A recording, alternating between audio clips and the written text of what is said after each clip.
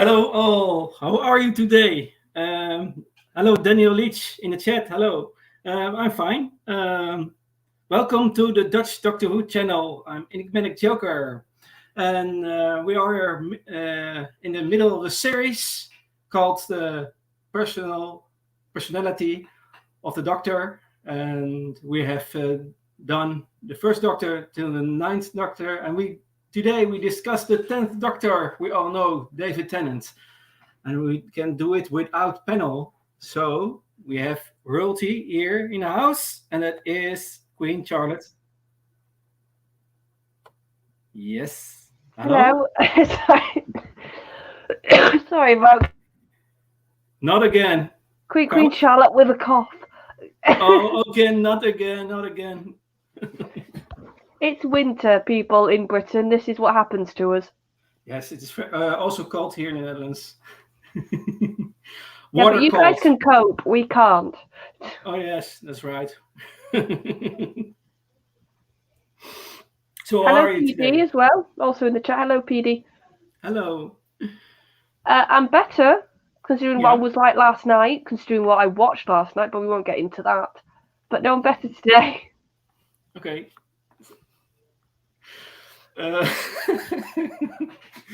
Okay. Okay. I want to make some commercial. I recommend the Dutch WHOVIAN community, a new name for our Dutch fan base. And we have some links on my info page of the channel. You can find the Facebook page, the Facebook group, and also the Discord.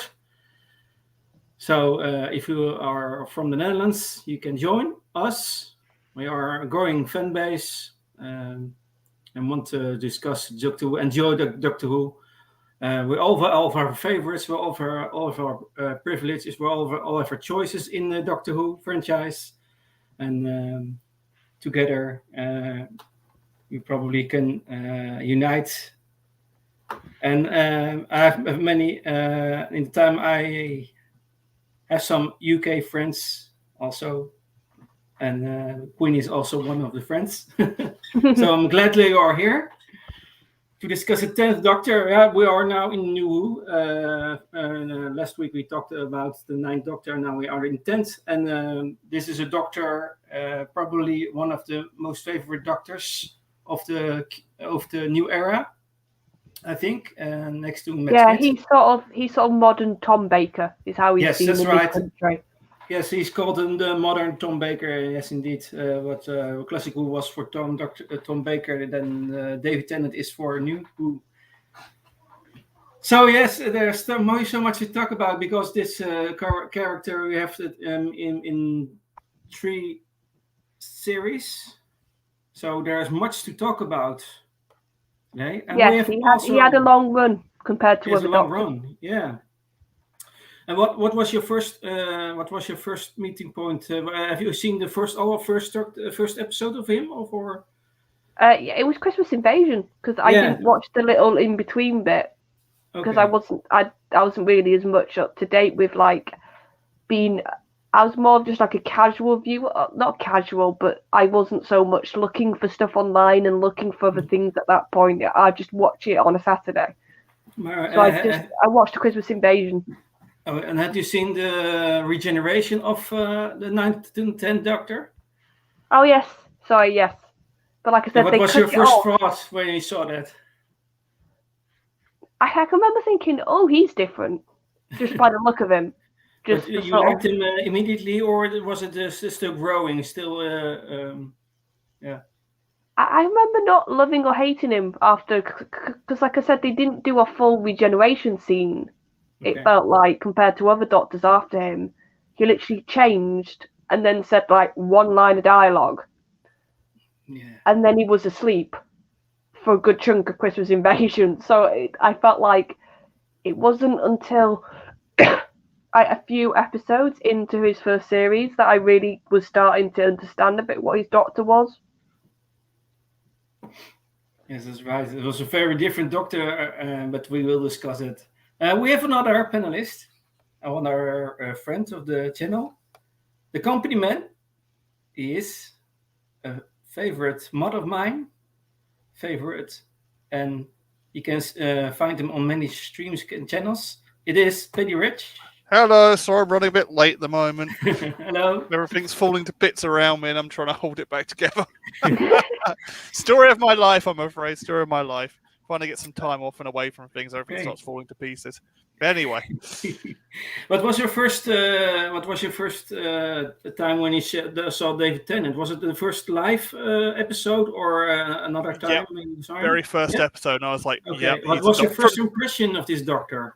He's a doctor. That's the doctor. Because I was a bit mixed about Eccleston. I was like, is he right? Is he not? Is he right? Is he not? Until Charlotte mentioned he's suffering from PTSD. But I was like, yeah, that's the doctor. That's the doctor. That's the doctor I've been looking for. That's the one. That's my doctor. Okay. I can remember when he basically walked out the TARDIS. Yeah. And he just sort of like, that was when I clicked. I was like, yes, he's literally just been on screen for a couple of minutes, and he had presence.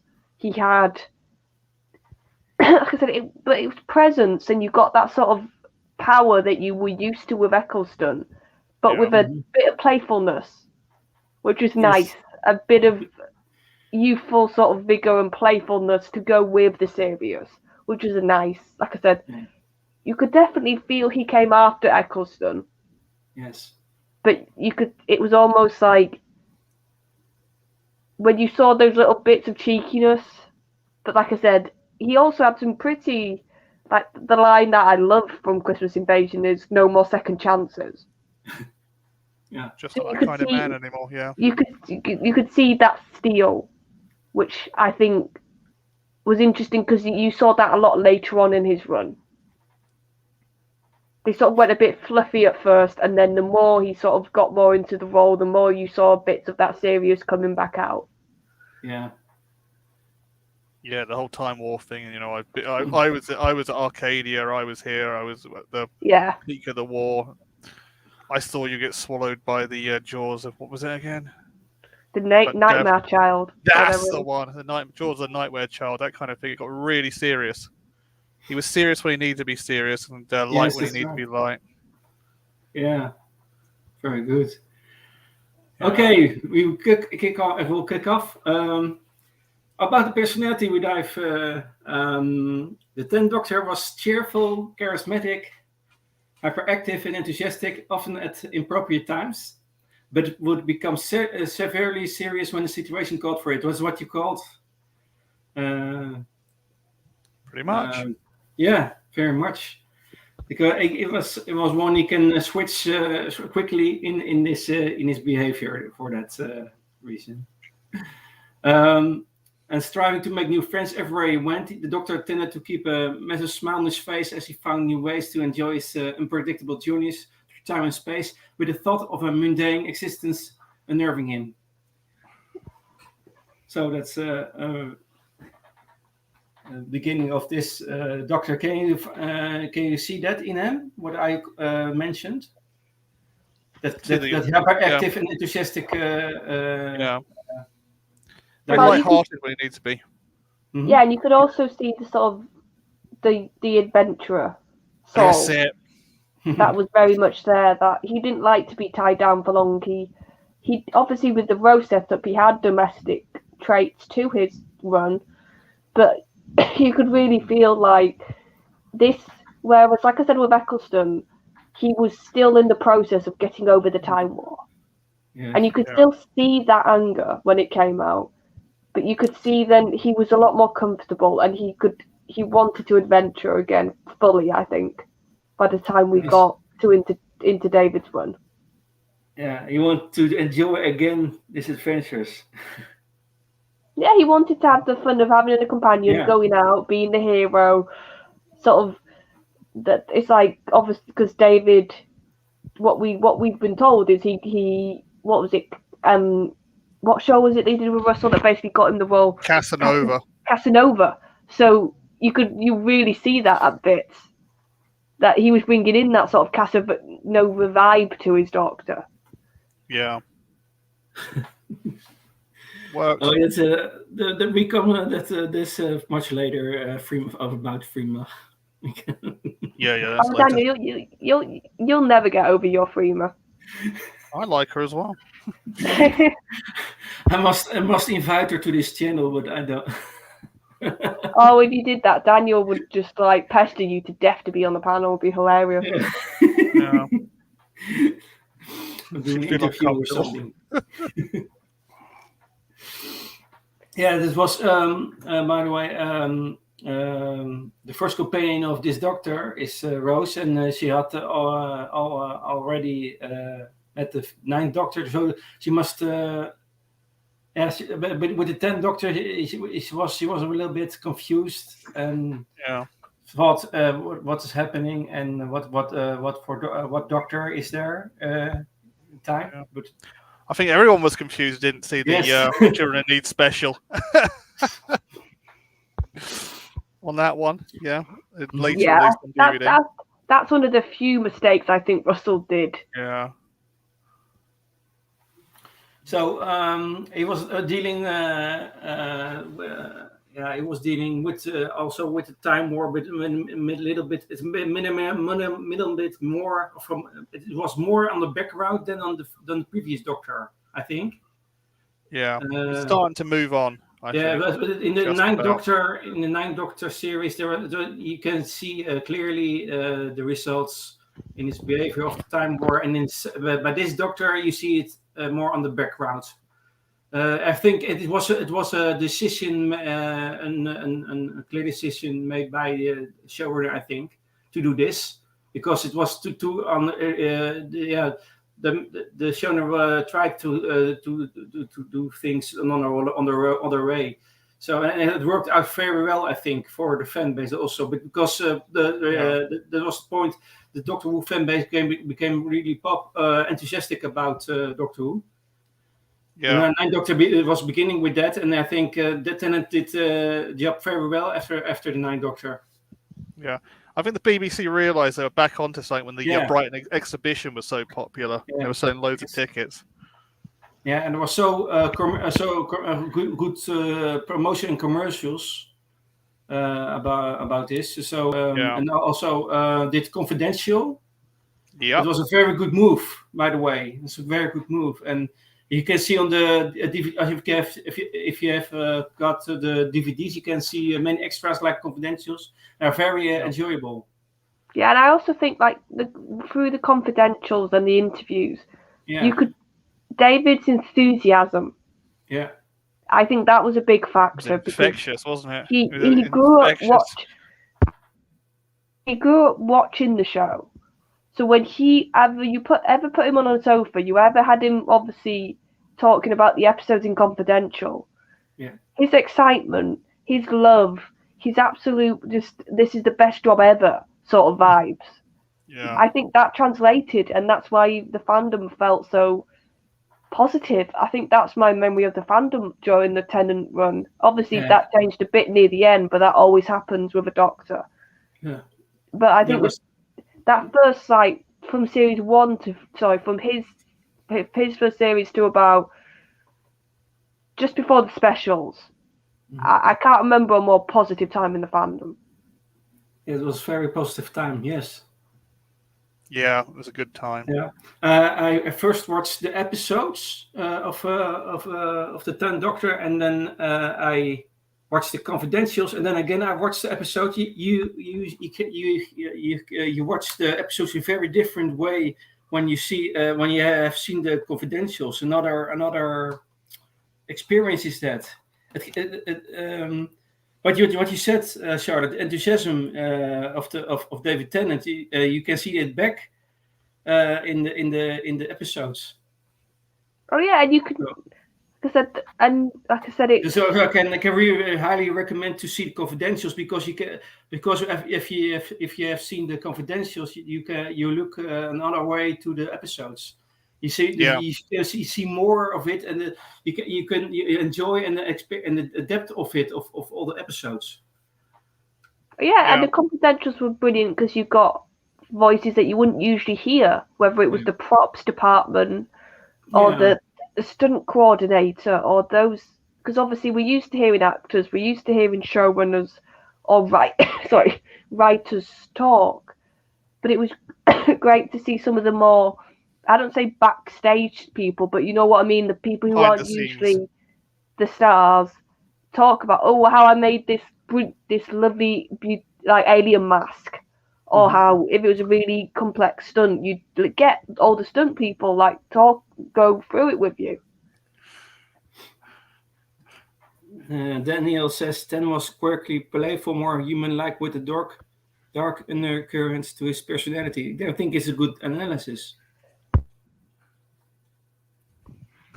Yeah. Yeah, he's definitely more human. I think Dave Tennant, that's another trait that's sort of a big part of his Doctor, the more human sort of Doctor. Yeah, he was far more human. I think it's more relatable as well, I think. Far more relatable because of that. And I think that's what worked for him.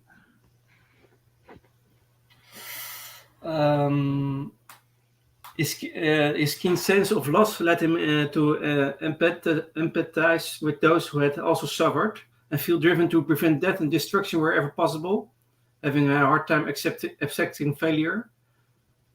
And Don Noble noted the reason for the Doctor required a companion was to keep him from succumbing to his darker side. So what Daniel also said, he needed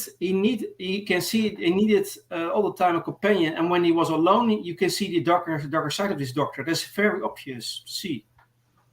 Yeah, he needed something. Yeah, it was almost like all the anger that he was starting to process a bit from the Time War only really came out when he was by himself. Yes, that's right.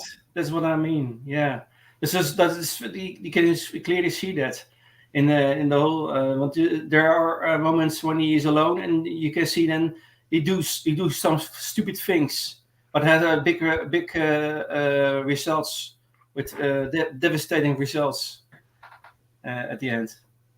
Yeah. So he needed.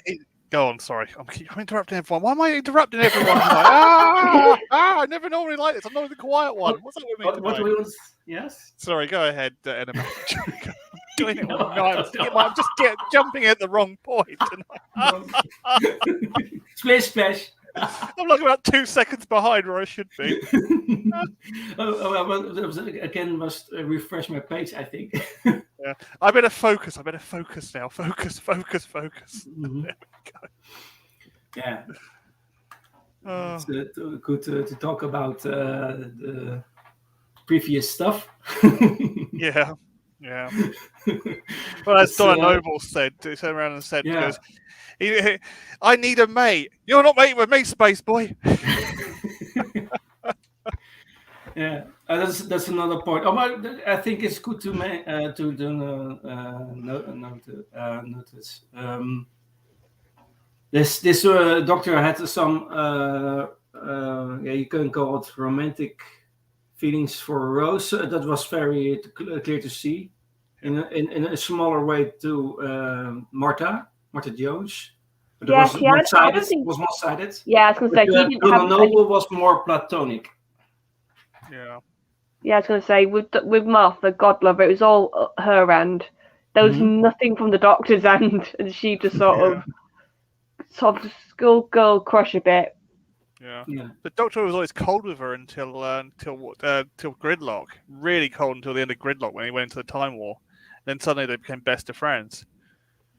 But I think you can see the turning point with Martha was when he does that lovely scene when he's talking about Gallifrey. That's it, the end of Gridlock. And I think, and the influence I always got was he was enjoying the lie as long as he could with Martha. Yeah. Because obviously Rose knew about his people from the beginning that he was the last. Yeah. Whereas with Martha, he could pretend. And it just got to a point when she was like, no, I'm going to sit here and you're going to actually tell me what's going on. Then he broke, yeah. And then he just broke. And that Tennant just acts it, like the music as well. Like I think that's when you first hear This Is Gallifrey. Or a version of that song, which is still one of my favourite pieces of music Murray Gold has ever done. And it just, you can see the sort of the longing for his home. in that, and it's such a beautiful scene. But that's when I think the turning point happens with. It's not so much what happens in Gridlock, it's the end, because he's actually revealing a bit of himself, which he wasn't comfortable with before. Yeah, that's good. Geez, Martha, they're all gone. They're all gone, Martha. That was brilliant. That was just amazing. I mean, I was speechless when I saw that. That was like, he was being really nasty, kind of a bit, not nasty, kind of a bit, don't really want to hang around with you, but you're here, let's go on an adventure, kind of thing. Oh, kind of like, like Martha is like really second fiddle, then suddenly in the end he broke down and he told her, and just came completely clean with her, and that's just completely changed the whole platonic relationship between him and Martha. The dynamic changed a lot. That's the word. Dynamic completely changed. So, despite being more outwardly cheerful than his previous incarnation, the Doctor still felt guilt over what he had done in the last Great Time War, showing disgust towards the 11th Doctor when he was unable to remember how many children died when he destroyed Gallifrey. That is in Day of the Doctor, despite him knowing the number to memory. And the 10th Doctor also retained and even exceeded his predecessor's capacity for righteous anger, particularly when people he liked were threatened or at risk, or when dealing with the Daleks. And when driven by his anger, he would not hesitate to strike down those who opposed him. And despite this, the Doctor described himself as a man who never would, as he chose not to kill General Cobb to avenge Jenny's death as the Doctor's daughter with his now current wife. Had a bit of a mild, vicious streak. Well, of the family of blood. That ending when he's punishing them.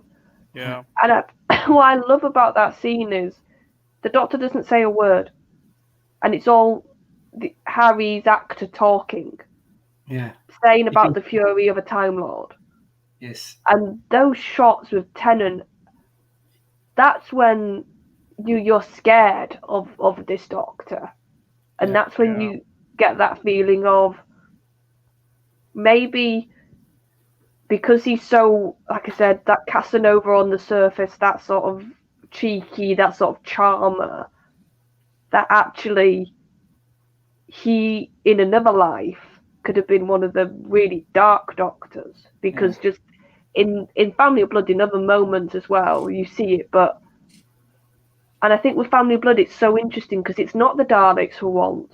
It's not something that usually would get the Doctor angry. And it's sort of the way the dialogue talks about it. It's because he ran away from them. He wanted to spare them. And the fact that they came after him and ruined so much in their quest for him made them worthy of that punishment. Yeah. And you just think, a punishment. Oh yeah, and it wasn't just he banged, he put them in a prison. He did the really obvious stuff. Mm-hmm. He did personalized punishments. Yeah. Yes, that's right. And by the way, it's very perfect. His non-verbal at that moment is very perfect of the Tennant. Without just words, his face.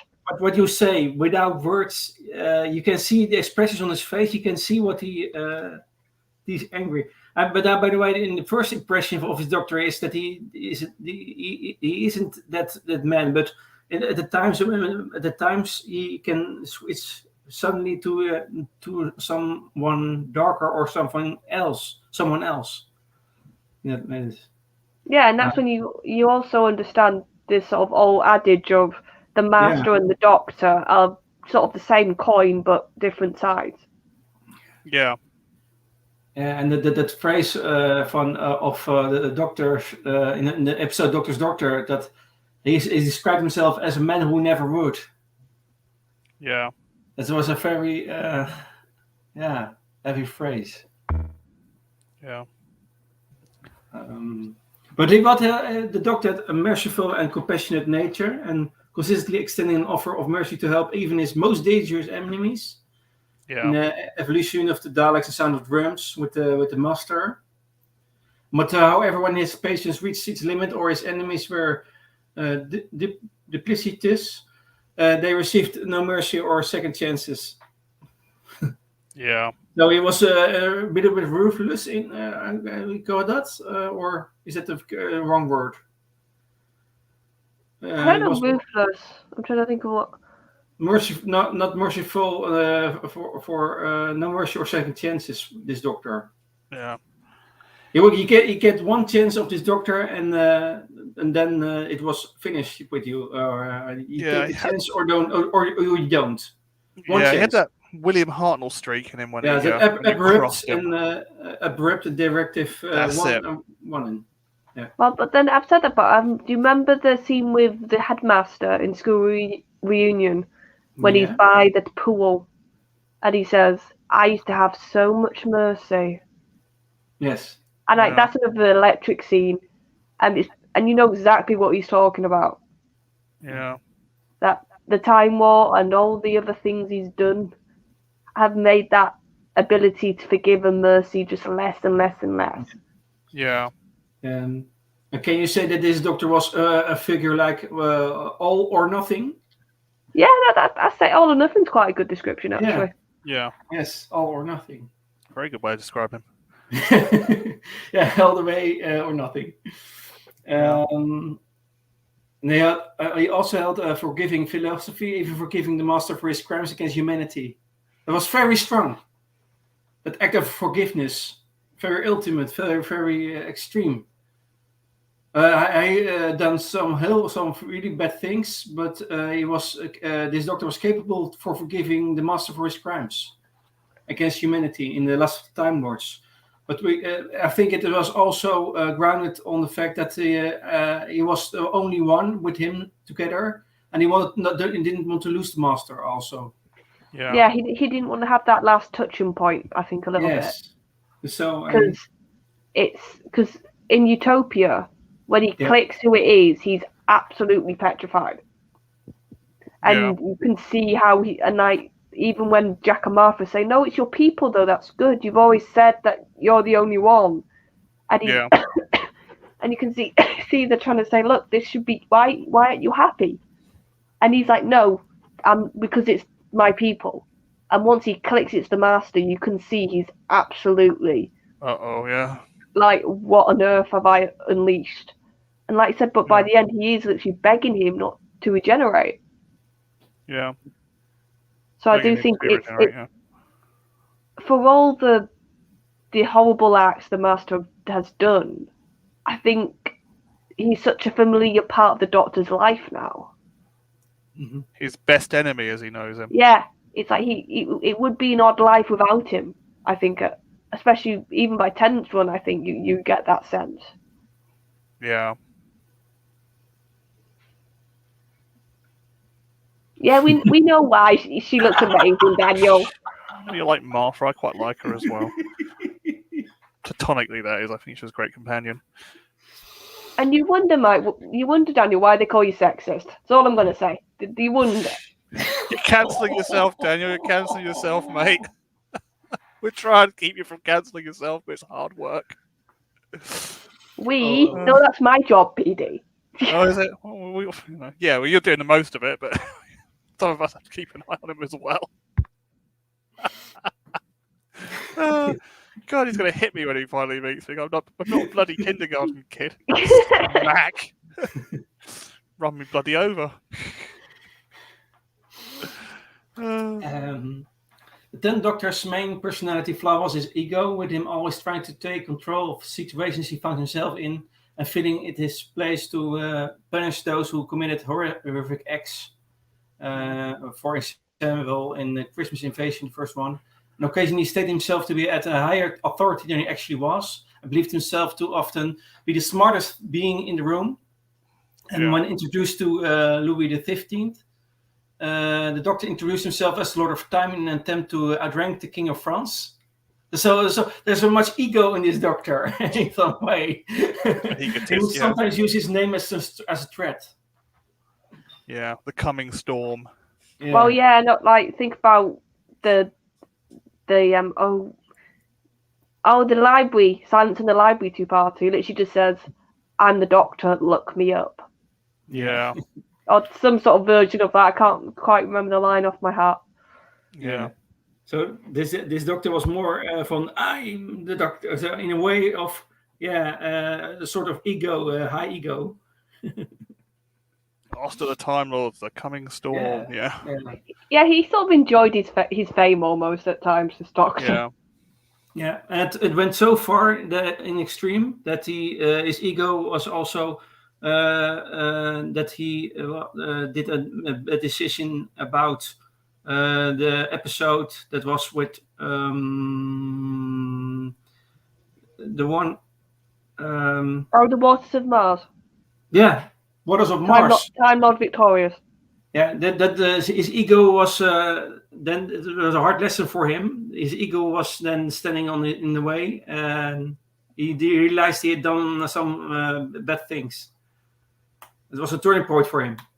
Yeah, big one. Also, but yeah, he had a whole speech like, "I'm the last one who's there to stop me," and it was just like, "Oh wow!" Like, your ego showing now, Doctor.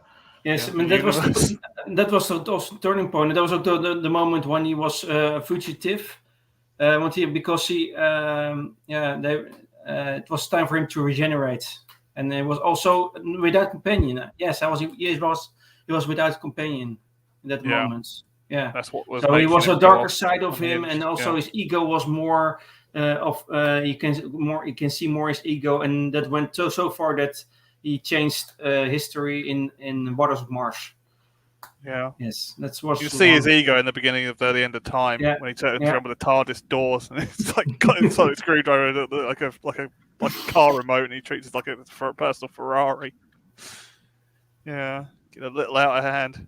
Well, at that point, you got to think: had he been given the prophecy yet about his death? No, he was on the way to get the prophecy. Right. He was right out of hand. He was right egotist. Well, nothing like to stop your ego going. Nothing more to stop an ego than to literally say you're going to die soon. Yep. Yes, that's right. And that's a good remark, a good comment. I think that was the point that he realized that he was doing something wrong.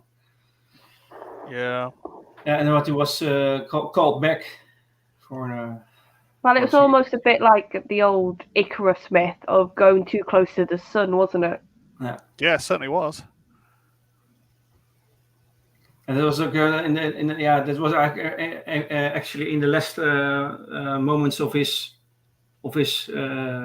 incarnation that he lived too long, and he realized, it is my time. Yeah. But I actually, this doctor, there's another thing.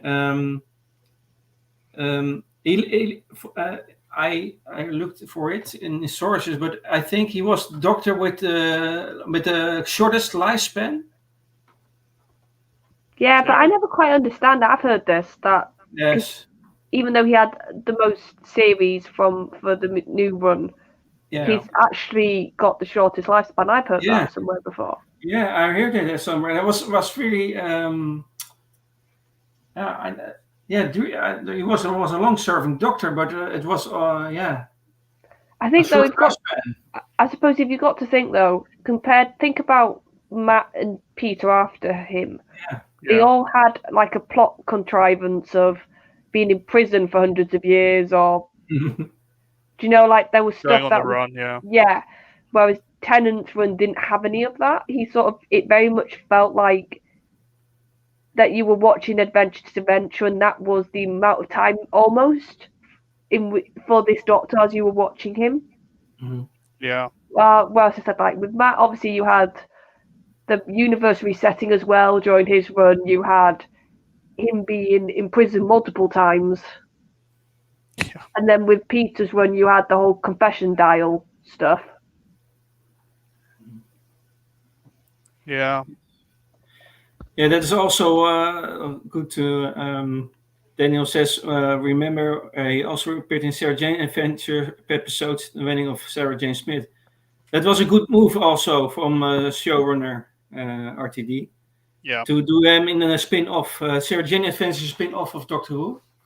And He was there in an episode in a story of Sarah Jane Adventures. Also, Matt Smith, the next the 11th Doctor, was also in one of the episodes of Sarah Jane Adventures. It's very good to cross it, to mix it. Yeah. Oh yeah, I think it was such a good move with Tennant. Yeah. Because when he said "my Sarah Jane," yes, he was talking as a fan when he was saying that line. Yeah. It felt like you could feel the sort of nostalgia almost and the love he had for Sarah as a character watching her growing up. So when he is saying those lines, it feels so right. Yeah, it feels so warm. Yeah, delivered it in such a way as well. It just sounded like Tom as well. It felt like classic Who. Yes. Yeah, because he grew up, didn't he? Joined Davidson / Tom. Those were sort of his childhood doctors, and that's also why I think his face in School Reunion when she first walks into that staff room. Yeah. Yeah. Oh, don't tell her. No. At first, he's shocked because it's Sarah Jane, and then he's just grinning like a maniac. Yeah. And like that's what I mean. You can tell he's not really acting there. He's just David grinning because he's in a room with Sarah Jane Smith. Yes. Yeah. He was really enjoying it to work with her. Yeah. I get warm feelings in that episode. It's very good, very good. That Sarah Jane was a very good combination, Tennant and Sarah Jane. I wish that they did a little serious with the two. Yeah, and K9, because he also got really like gooey over K9, which is lovely to watch. Yeah. Very, very enjoyable. Sarah Jane's Adventures, very highly recommendable. There are very good stories in that spin-off. Yeah. Yeah, I like it very much. Sarah Jane Adventures. And then there were also mention of the Doctor in Torchwood in the first one because the series 2, when series 2 was finished, the first series of David Tennant, then Torchwood began first series. Yeah. So there was some cross references to the spin-off Torchwood. Yeah, Doctor's vice versa, because of the time rift. Yeah, is in the plot that is mentioned also in Doctor, but also in Torchwood. The time rift. It's a long time story of the time rift. Who is disturbed or something, or is open. And then all the problems of that. Yeah. And the Torchwood is trying to solve the time rift problems. Yeah. And, or as the Doctor uses it, it's his personal petrol station. Yes, that's right. I love Torchwood also. Yeah. Was it the end of series 2 of Torchwood? Was it either series 1 or series 2 that Jack catches back up with the Doctor? I'm trying to plot it in my head because you only hear the TARDIS, you don't see the Doctor or anything. You only hear. Yeah, that was in 2. Well, obviously it was Forger Journeys and big finale. Yeah. So there was a crossover there. That was series 3. That was series 4. Journeys was series 4, but series 3 was when Jack first reappeared. Right.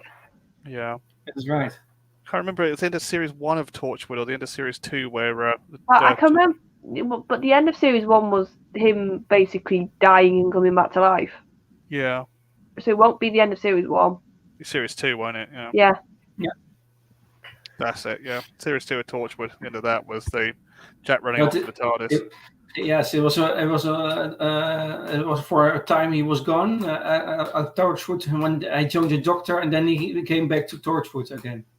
It was the time it was disappeared for a time, and then Torchwood was thinking, where is Jack? But Jack was with the Doctor at the moment.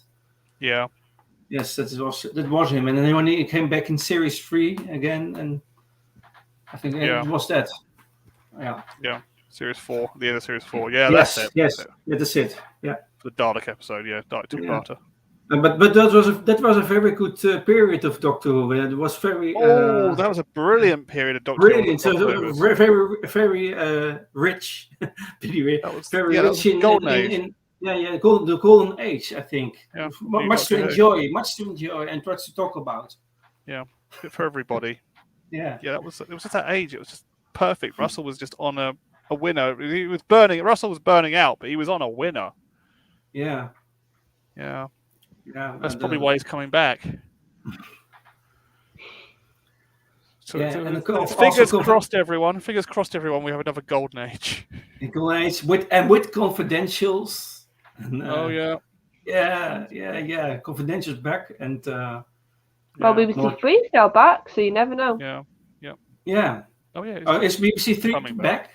Yeah, it's a channel. Back? As an actual channel. I know BBC 3, but it was gone for a time, I think. Yeah, they moved it online basically, but it's coming back as a full-blown channel, I think, next year. Perfect. More things to combine, more things to do with that. Yeah. Okay.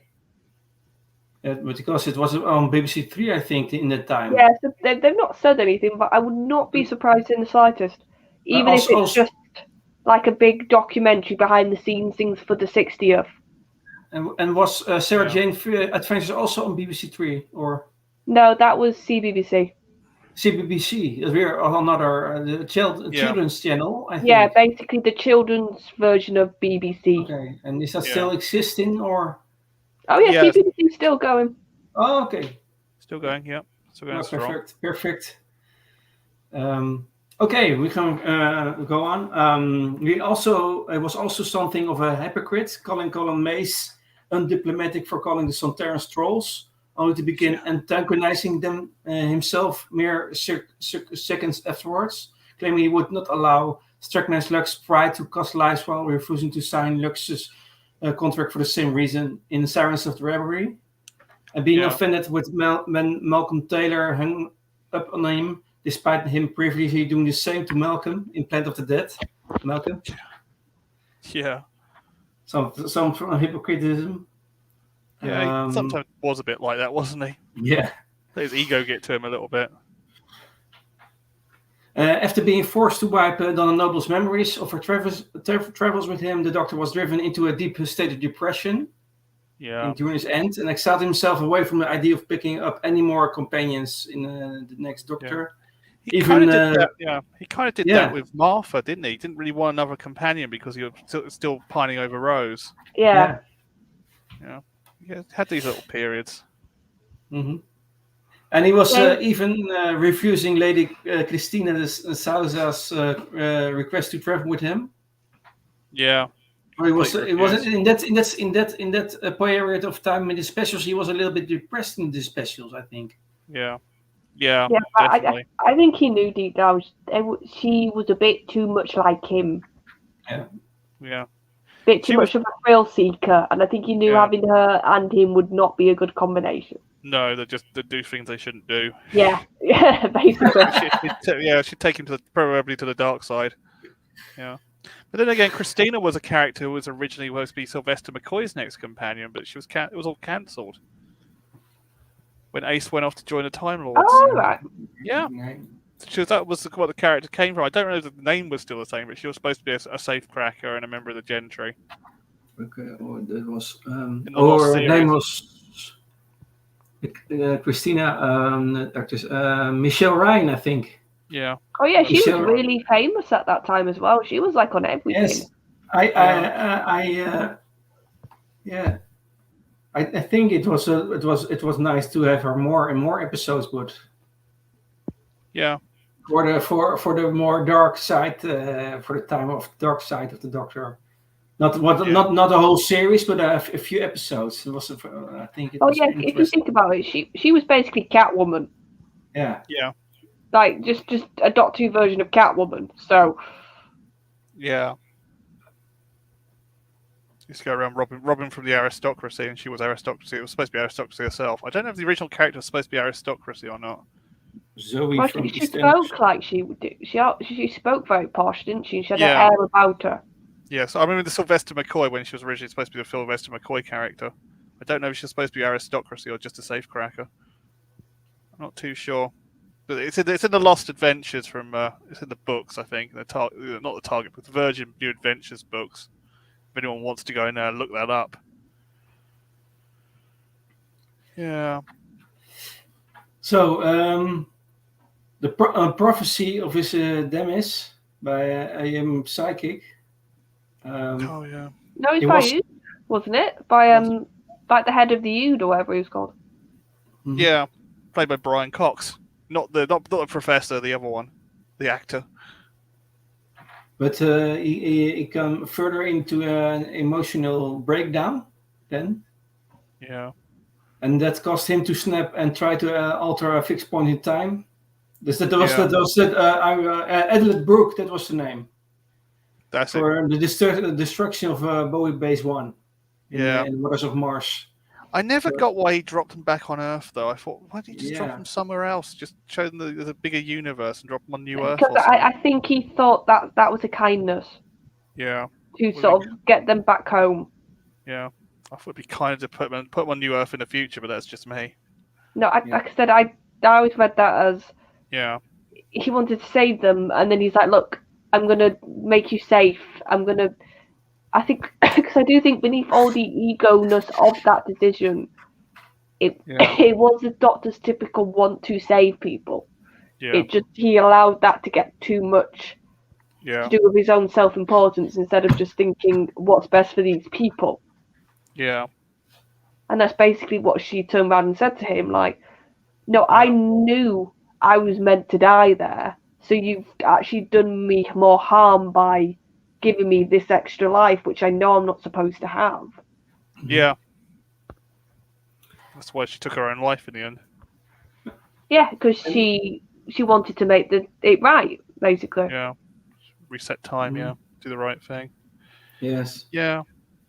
But yeah, but then on that episode, the Doctor was always a bit more of. It was a bit of. He just was there as a kind of. He was like there as a not a participant, as a what you may call it. Well, did he arrive there by accident? No, he went there on purpose. He went there on purpose to see what happened. Right. He was a viewer. Yeah. He was sitting around viewing. He was an observer. That's the word. I'm sure there's a line, isn't it, that they sort of say you're just being a tourist here almost, and this is our actual life here, and you're just gawping at it. Yeah. Literally just, it's like you should have had a bucket of popcorn on that one. But after saving Adelaide and all the others, he declared himself as the Time Lord Victorious. That's the term we all know. Time Lord Victorious, and believed that as the last Time Lord, he had the right to control the laws of time. And following Brooks' suicide, the Doctor realized he had gone too far and entered in another state of depression. Yeah. Upon knowing his regeneration was fast approaching. So it was depression on depression for him. He was a moody. He was a moody one. This Doctor near the end. Moody in his specials. Yeah. He was in a circle of depression. Yeah. By the time he had finally decided to go to the Ootsphere, the Doctor had come to greatly regret his actions as the Time Lord Victorious, and weeping when he admitted to Wilf that things had gone wrong. So there is some repentance, but he still showed some signs of a colder demeanor, such as a briefly questioning Wilf's importance when he realized he would have to sacrifice his own life to save him. Yeah. But ultimately gave his own life for Wilf in the End of Time. That was very emotional moments. Yeah. He could do so much more when he said that. He didn't want to go. And also the line that I always remember is when he just looks at Wilf and he's just like, it would be an honour. Yeah. And for me, it's for all, I don't like the stroppiness. I've got to be fair of that. I could do so much more stuff. But I think the more I've sort of reflected back on that scene, the more I sort of understand it. Because, like I said, at the end when he knows he has to save himself. Yeah. At the end when he does look at Wilf, and he just says it would be an honour, and he's not lying. He's being completely truthful when he says that. Yeah. He was switching very quick in this. Yeah. Yeah. We have the comparison of what we in the beginning of the stream. We had the comparison of Tom Baker was for classic Who, the David Tennant was for the new Who. But there are some comparisons with the fourth incarnation, I think, because and that is in the great respect for and admiration for humanity, for example. Yeah. As well as a great desire to protect them and I think the 10th Doctor had a lot of those really good speeches, which was about humanity and why he loved it. Yeah. And describing human beings as both brilliant and stupid at the same time. In the same sentence, he said that while arguing the necessity of emotions. John Lumick, for example, in Age of Steel. Yeah. Or Cyberman's story. Yeah, but I'm trying to think, which one is it? One in the Mirror Universe. Yeah, Parallel Universe. No, I'm thinking of another one with the black hole. With the Ood. Oh, what's it called? Planet of the Ood, yeah. With is that with the devil? Oh, the Satan pit. And possible his planet, reaction to like seeing them there is just like, oh, you humanity, like look at you. You're out here like farthest reaches of space. That was in series two, I think, and with Rose. Yeah, with Rose was that. Yeah. Yeah. Middle of season 2, series 2, I think. But you see there, that sort of that's just that love, but also acknowledging like we are stupid, but he loves that about us. Yeah. He says it in such a good way, such a kind of sentimental way, though. Yeah. Yeah. It's a good thing. Yeah. And for example, when Will said that humanity must look like insects to Time Lord, Doctor responded that he thought they looked like giants in the end of time. Yeah. However, he was not blind to their flaws and was aware of his tendency to forget that humanity could be stupid, stubborn, and fail to learn from his mistakes. And he once admitted to Donna that he was uncertain if humanity could be considered more mere explorers or like a virus to the galaxy, the planet of the Ood. Yeah, it was a bit like that. That's when the Donna came to it. The companion came out ahead instead of the Doctor at the end of that episode. Mm-hmm. It's different. We realised he needed a companion with him to keep him on a level playing field, on a clean path. The Doctor had also a stated fondness for little shops. The gift stores usually found in hospitals and other public places. Though he retained his 8 incarnations dislike for hospitals. You can see that in Smith and Jones, in New Earth, Silence in the Library. They liked that sort of places. Yeah. And by his own admission, he had a little interest in sport. And complete contradictions to his previous incarnations. Yes. Yeah. The 1727 and 1953 were among his favorite years. Girl in a Fireplace and The Idiot's Lantern. Yeah. He said then in the past Earth. He liked Saturdays. You can see that in Stolen Earth. But thought that Sundays were boring and tried to avoid them when he could. In Silence of the Rivalry. Oh yeah, he was warning us for what was to come. Yeah, That's what he was liked doing. Saturdays than the Sundays. Yeah. Sundays used to be boring when we were younger. Probably never went through that, Charlotte. Yeah, that's a Gen X thing. He also liked The Impossible, Picnic Baskers, the predictability, mysteries, biographies, proms, snow, teachers, rock and roll music, and fan fiction. All the things he liked. It was a Doctor much interest. You can see that more. You can see more interest in things than the previous Doctors. More things he is interested in. I noticed that. I think. What do you think? Yeah, he was certainly more interested in things. He just had a love of life. Yeah, the Temps had this incredible love of life. That's right. Yeah, and I think he wanted to find a. I think not find a home because he always saw his Earth as home, but I almost felt like he wanted to find these little interests just so he could have something resembling like a home or a bit more of a normal life almost. Yeah. That carried on to the 11th Doctor as well. He had this kind of love for life and exploration and wonder as well.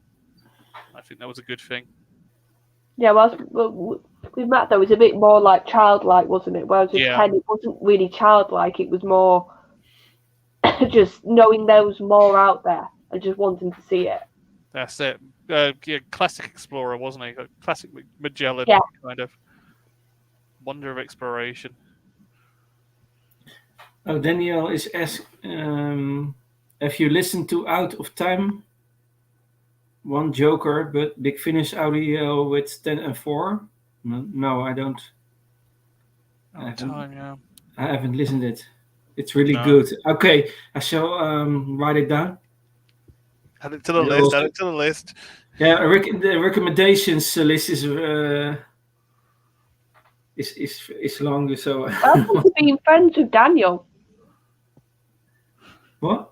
I said, welcome to being friends with Daniel. Yeah, Daniel explores part of Doctor Who that we normally don't go. Big Finish explains a lot of things what we see on screen. Yeah. I notice it. So some things some things are untold or unexplained, and some things you can discover on the Big Finish. Why some things happening on screen. So it is very good to listen to Big Finish, but not all Big Finish is complimentary or get it. Some very much Scots in. Others is like they're doing their own thing. I want to listen first to the Big Finish who are really explaining canon of the screen, and then I do under. So I make a list of really important Big Finish who are a key in the story of the Doctor, and then I do other. So if this is a one important, then I will certainly listen to it. Yeah. While he wasn't sure about his religious beliefs, the Doctor stated he kept traveling in order to be proved wrong in Salem Pit. And he viewed his life as being meaningless if it was built on the suffering of others, and that people made life worth living. And he also thought books to be the best weapons in the world, in tooth and claw. Yeah. Yeah. That was the first time we saw the Chameleon Arch as well. When Eskith, When Eskith's thoughts... He became a human in Tooth and Claw, didn't he? He became... Yeah, that was... Became a human. No, he pretended. Well, yeah, he was still literally, technically became a human via the Chameleon Arch, but he was still a Time Lord. No, but not in Tooth and Claw. Oh, Tooth and Claw. No, sorry, I'm thinking of the other one. I'm losing it now. Yeah, I was going to say Tooth and Claw. Like, no. No, that's not Tooth and Claw. It's the one Family with of the Blood. scarecrows. Family of Blood. That's it. It's all about the watch. It's all about the watch. Yeah. The problem is we've seen a bleeding watch so many times now. We've forgotten which one it started with. Yeah. The watch. Yeah. Don't get me started on Roof Doctor's watch. It wasn't a watch. It was a fire alarm. I think watch are very. Okay. No. Yeah. The first time we see a watch was with Professor Yana, who was the master, really. Yeah. It was but we'd seen it before that because you saw a glance of it on Family of Blood. Yeah. That's where it came from, the Chameleon Arch and the. Yeah. So that's why when in Utopia, when you saw the watch, you were like, "Oh God, who are you?" Like, we know what that means now. Yeah. So about Family of Blood was the one with the monks and the werewolf and Queen Victoria and Torchwood at the beginning of Torchwood. Yes. Now back on the right page. Oh, it's all about the watch. What the watch? Yeah. The watch. Now we're on about fob watches. We'll be pulling out fob watches. No trouble. It's all about the watch. About the watch. No trouble. I shouldn't be on tonight. I've just got a bad influence tonight. Massively out of sync with everyone because I've been around for a week. Oh. I love that this is on the 10th Doctor one we're going a bit crazy. Yeah. I think it's because of the 10th Doctor. Yeah, probably. So much charisma and enthusiasm. Yeah, I think we've forgotten the most important thing about the 10th Doctor. Alonzi. Yeah, the Alonzi. Well, we've not got to that bit yet. Joker's going to get to his little catchphrase bit. Oh, that's one of the quirks, or you call that the habits of the Doctor. When it's one of the quirks, is it? Yeah. But we can also mention it. And Alonzi is indeed a very good. Well, he had a few, didn't he? He had Alonzi, which is like his sort of famous one, and then he had a few more little like phrases, like oh yes, like that's brilliant. Brilliant. Yeah. Brilliant. Little shops are brilliant. Yeah, I love the little shops. Yeah. Okay. When asked his thoughts on the dead returning as ghosts, the Doctor called the scenario horrific in Army of Ghosts. I was likewise unnerved by the idea of humans achieving immortality in Lazarus Experiment. Yeah. By Mark Gatiss, by the way. Yeah, it's a Martha Earth story. Yeah. Probably some of his best acting he's ever done in Who, that episode. Yes, that's right. Yeah. And describing the fact that Jack Harkness was a living fixed point in time as being wrong. So we also see Jack Harkness during tenure of the 10th Doctor. Sometimes. Oh yeah, that's the Utopia scene when they're basically having an argument. Yeah. Yeah. Jack's like pulling out the radioactive things. And you can see like Jack's just sort of like, you hate me, don't you? And he's like, yeah, I do. And it's just so frank with each other. It's brilliant. Yeah, they got this kind of love-hate relationship. Yeah. It's brilliant. Yeah. While he knew crossing into established events was strictly forbidden, he would use his starters to perform cheap tricks in Smith and Jones. Yeah. And he tried to avoid fixed point in time when he could, as he knew they were not to be disturbed. In, for example, Fires of Pompeii, when we see also Peter Capaldi, who later became Doctor. And there's some connection, by the way, between that character in the Fires of Pompeii and the Doctor, because there is a reference there. When there's a reference because why he has that face of that character in Fires of Pompeii. Yeah, I don't know. I can't remember what episode it was called now, but basically Moffat sort of did this whole fan theory that we'd all been saying for years and said, yep, that's canon now. He can choose faces, and he purposely chose Peter's face. It's reminded of humanity, humanity.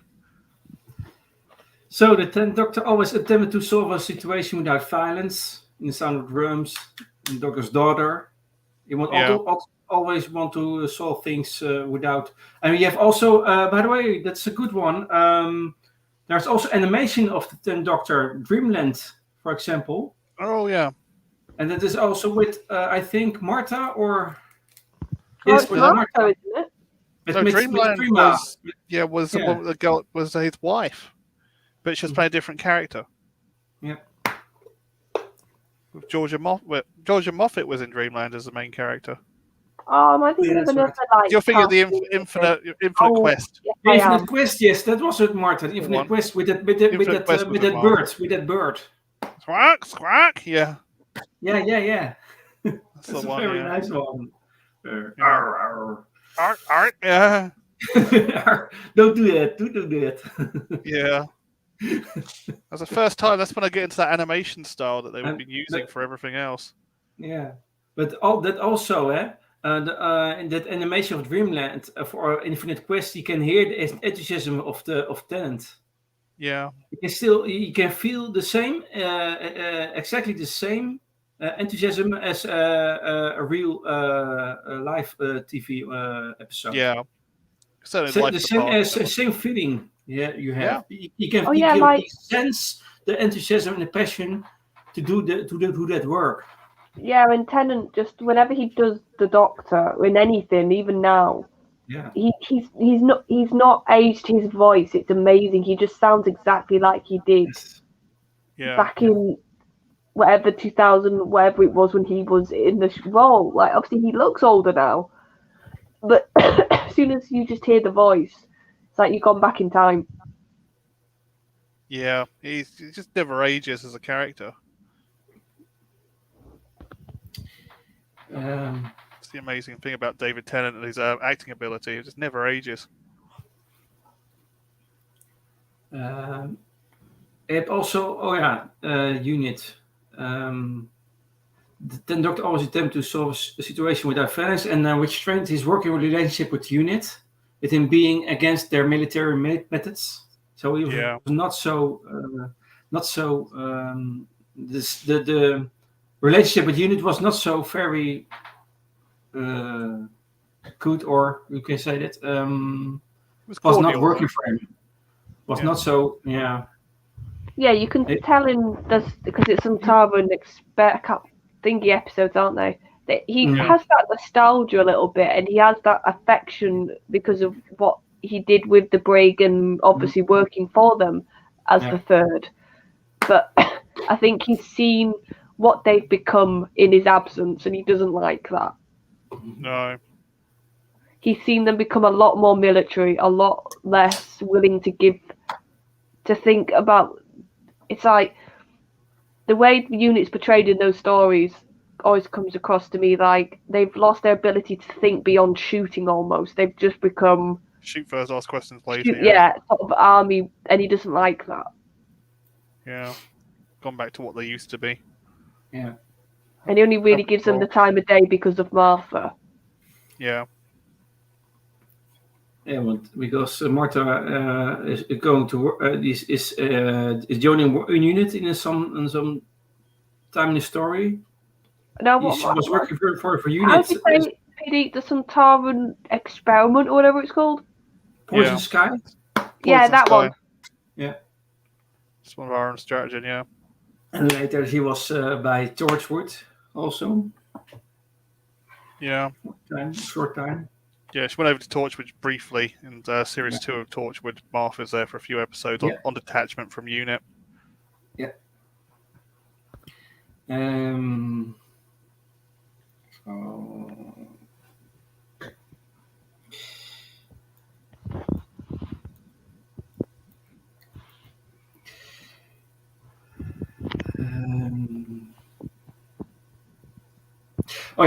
He knew when it was time to focus on the task at hand instead of trying to save someone, and would encourage others to mourn only when they were out of danger. In Age of Steel, the Army of Ghosts. That's the same one, same case as the 9th Doctor, by the way. I mentioned for last week that there's no time to mourn. Now it's time for action, and we can mourn. Yeah, he could be quite pragmatic when it suited him. Yes, it's the same thing with the 9th Doctor, by the way.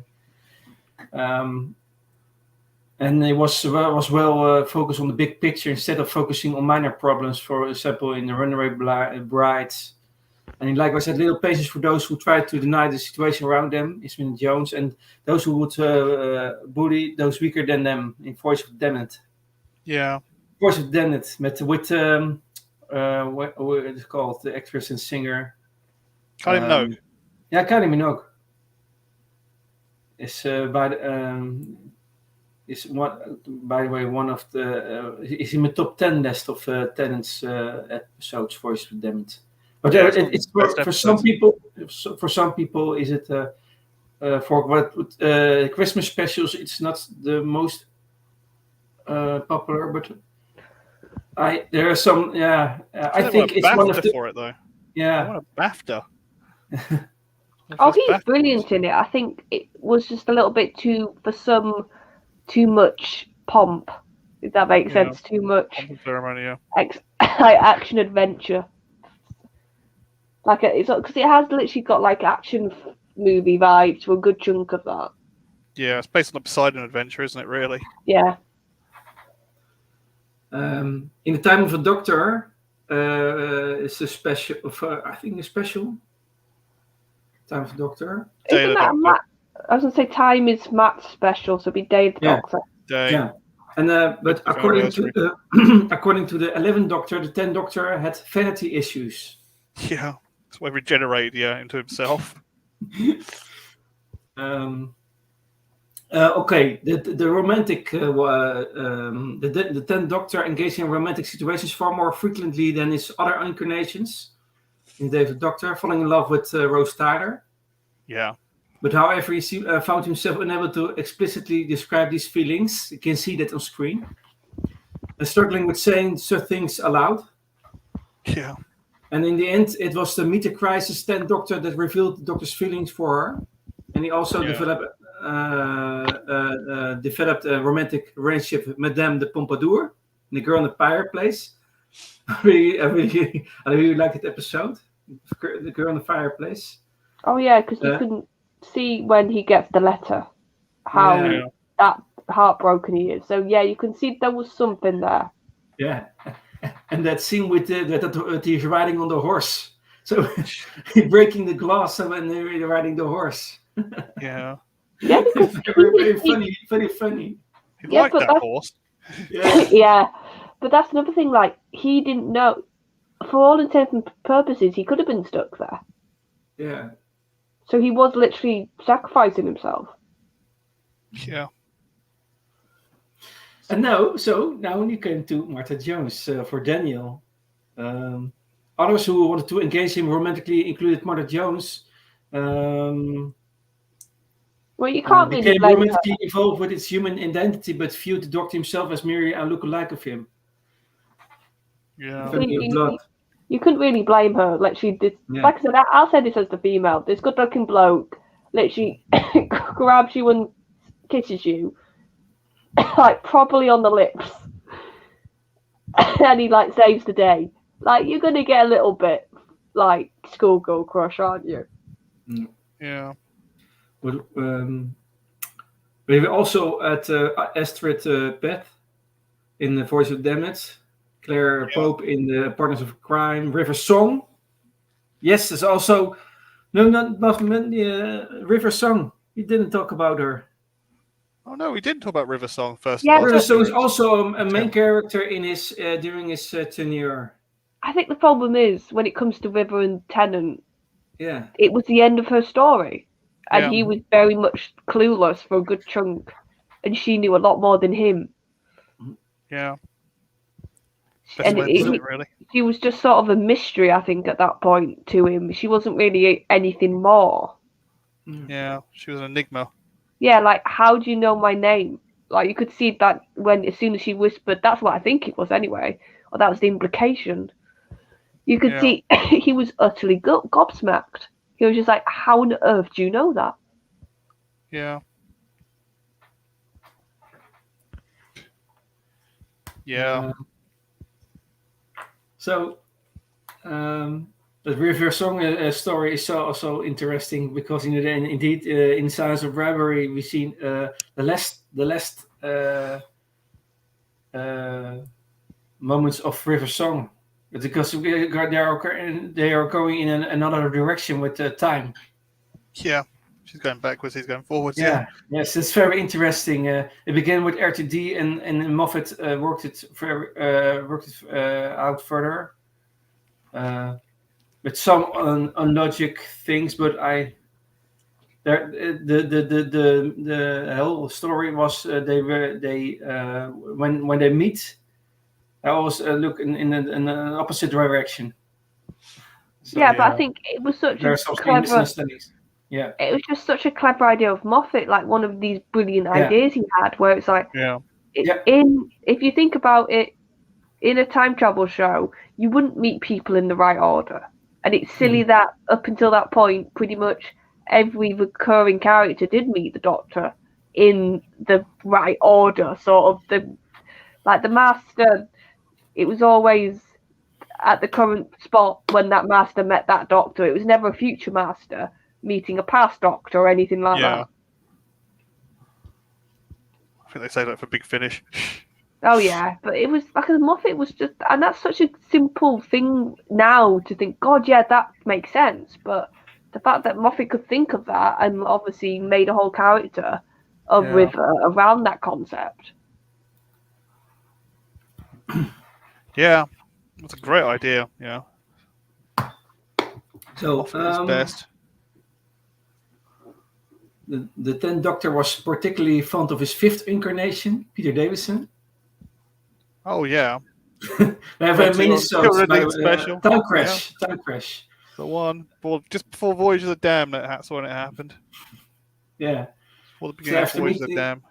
Yeah, that's right. And when that ship, when he was crashing the ship, I think. Yeah. Yeah, because it ends with obviously the beginning of the Titanic thing, and he's just like, what? What? Like, so yeah, it's basically the lead-in, really, almost to Void. Mm-hmm. Yeah. And so after meeting his 5th incarnation, he was delighted, though he gently mocked the 5th Doctor for wearing celery. And however, the 10th Doctor expressed that he enjoyed his 5th incarnation enough to take certain traits from him, such as wearing glasses to look clever, Converse shoes, and the way his voice went squeaky with excitement. And he also considered the 3rd Doctor, John Pertwee, to be brilliant. Yeah. In the comics, one of the comics, Lost Dimension. Initially, he was fearful of his war incarnation, but soon grew to greatly respect for him for the impossible choices he had to make during the Time War. Yeah. He admitted that it was an honor and a privilege to work alongside him in his 11th incarnation to save Gallifrey. 2 weeks ago, we discussed the 8th Doctor and the War Doctor, so we have to mention it also. But it is also good to mention how 10th Doctor think about the War Doctor. And he was, it was an honor and privilege for him to work alongside him in special of the 8th Doctor. Yeah. But the 10th Doctor held a rather low opinion of his previous incarnation, considering him to be violent due to being born in battle in Journey's End. Yeah. And nonetheless, he mused along with his 12th incarnation that the 9th Doctor was nothing short of fantastic. That is what he thinks of the War incarnation and the 9th incarnation. And when it came to future, I was going to say, and at 11, he sort of, I think he starts off almost seeing 11 as this sort of really silly, almost incarnation, and then the more he's with 11, I think it's that same sort of vibe of he learns to respect him by the end. Yeah. And when it came to his future incarnations, the 10th Doctor was often suspicious of them. In part because of his meeting with Jackson Lake, for example. That was with the next Doctor. Yeah, next Doctor. Because he thought Jackson Lake thought he was a doctor, but there was some cyber stamp, cyber stamp. Yeah. And, you can compare it with that watch. Yeah, it was a very similar concept, wasn't it? Wasn't, if you know what I mean. The watch. Yeah. I'm gonna send you one of those watches and I'll annoy you forever. And he would often seek confirmation of their identities by comparing sonic screwdrivers. Also on Dave Doctor. Or would scan them with the screwdriver himself. Yeah, someone was compensating. And despite the rocky start, he worked well with the 11th Doctor, Matt Smith, although he did get somewhat irritated by his childish side and was disgusted by his attitude towards those who had died in Time War and also in the Day of the Doctor. Yeah. Also, it's nice to see Matt Smith and David Tennant together. It was very funny to see. So they sparked off each other. You could tell, like, in between the scenes, they must have just been having a giggle or just had fun. Yeah, really fun. Yeah. They just had charisma between them. There was just massive charisma. Yeah. Yeah, and the thing is, like, at that point, Tennant hadn't come back a load of times, and it was a big thing that Tennant was going to be in the 50th. And he easily could have sort of, I don't know how to word this, like, he could have been the big macho to, like, look at me, I'm Tennant, to Matt, but you got the vibes of, no, he came and was very respectful. And sort of, I think even in interviews, he was like, yep, I'm coming back, but Matt's the doctor. Yeah. But at least we found out in the special what happened to him and Queen Victoria. Sorry, him and Queen Elizabeth. I was going to say Elizabeth. Yeah, I get my queens confused. Why am I getting queens confused? Oh, having one of them days. Yeah, it's that whole thing in the Shakespeare episode. Oh yeah, like made a one-line joke. Sense. Yeah, the one-line joke. Yeah, they made it a whole plot thing in the 50th. Yeah, Shakespeare Code. Yeah. Oh yeah, Shakespeare Code. Yeah, came back to haunt him. With the witches. Yeah, that was a good episode. See, that's my guilty pleasure episode. That one. Good episode. Yes, is it in your top 5 or? Oh, I don't know if it's top 5, but I do quite like it. Okay, it's one of your favorites. Yeah. Yes, very good. Yeah. Also, the 10th Doctor enjoyed teasing his friends and was not above being sarcastic to them. You can see that the school reunion, for example, when Rose is doing the buffet or is in the kitchen, working in the kitchen, and he's teasing his Rose. Oh yeah, she's not amused. Oh yeah, he's like, you missed the spot. He's having fun. Then she's the dinner lady. Yeah.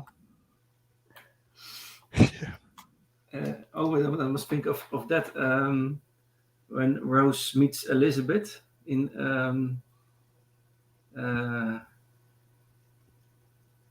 what was that? That was also a funny thing. Oh, they had the fight, don't they? Loch Ness Monster. Oh yeah, it's like how Mickey describes when he goes, mate, the two exes meeting, every bloke's worst nightmare, or something like that, the line. Yeah. His joy when he sees K9 again. K9! And Rose says when she's not, I'm not amused or... Oh no, they have a bet. That's what it is. They have a bet who can make her say it. Yeah. Yes, they have to make a bet. That's really funny when I'm not amused or what do we say? Is that? Yeah, I'm not amused. Who can make her say it first? Well, she's walking in the trousers in that thing. Oh yeah. See, that's when I like the Rose and 10 dynamic, when they were just having fun, when they were just having a joke with each other. Yes, there was much humor in it also, yeah. Oh, yeah. But, he can he also continued his previous incarnation's habit of teasing and making fun of Jackie Tyler. Oh, yeah. That's the mother of Rose. Though generally in a more playful fashion. Oh yeah, like when he was in Torchwood and he grabbed her and was like, "This is Rose. She looks a bit older." I can't remember the exact line now. And Jackie looks like she wants to slap him. It's quite a funny scene. Yeah, and he had also noticeably more positive relationship with Mickey Smith than his predecessor. Treating him more as an equal and friend. So also Ricky every 5 minutes. Yeah, you can see that in Age of Steel and Doomsday. It's more equal, more friendly. And though he occasionally relapsed into making fun of him or being dismissive in the school reunion, in the fireplace, trying to Cybermen. Except for that bit with the lever. Oh, you could let that go ages ago. I'm just a tin dog. Also Doctor also prodded at Jack Harkness after they were reunited, and resuming his habit of telling Jack to stop it whenever he had said hello to someone when he saw as Jack's way of flirting with them in Utopia. And teleportation. Yeah. No more teleportation. No, I forbid it. Yeah. The Doctor referred to Donna Noble as his best friend and had a great respect for grandfather Wilfred Mott. Think of him as a kindred spirit, as he was also aged and experienced, yet energetic and unwilling to commit violence against others. So there's some comparison between that to Wilfred Mott and the Doctor in some way. I was thinking about that. So there's some things that kindred spirit. It's the same. Wilfred Mott also some energetic things in him. Some passion. Yeah, and obviously Wilf's war experience. Yeah. I think you definitely see that in the specials. You sort of see two soldiers who sort of can, and that's the sort of link that you can only really fully understand if you've been in war. Yeah. Yeah. And it was so very strong that he also stated that he felt it an honor to know Wilf. He claimed he would have been proud if he was his father. So strong it was his relationship with Wilfred. So there's also good to see that. By the way, is Wilfred Mott, the actor, is also a very good actor. Bernard Cribbins. Yeah, Bernard. Yeah, Bernard. He's still alive. Yeah, sadly his partner's passed away though. His wife. Yeah. He also played in the movies of the Daleks with Officer Tom. Yeah. Yeah, that was in what's the actor who played? Peter Cushing. Peter Cushing. He played in film in one of the fills of Peter Cushing. Yeah, the second one, Invasion of Earth. The second one, yeah. Officer Tom. I didn't know that until I saw it. I know that face. Yeah. Oh yeah, because he's hardly changed in the face, Bernard. He's obviously a lot older now, but in the face, he's nearly like the same as he was in his 20s. Yeah. He's great, Bernard. He's an absolute legend of the small screen in the UK. The Doctor also showed parental compassion towards the children he encountered. For example, engaging in friendly conversations with a young Rhinette, protecting her from a clockwork droid in the fireplace. Yeah.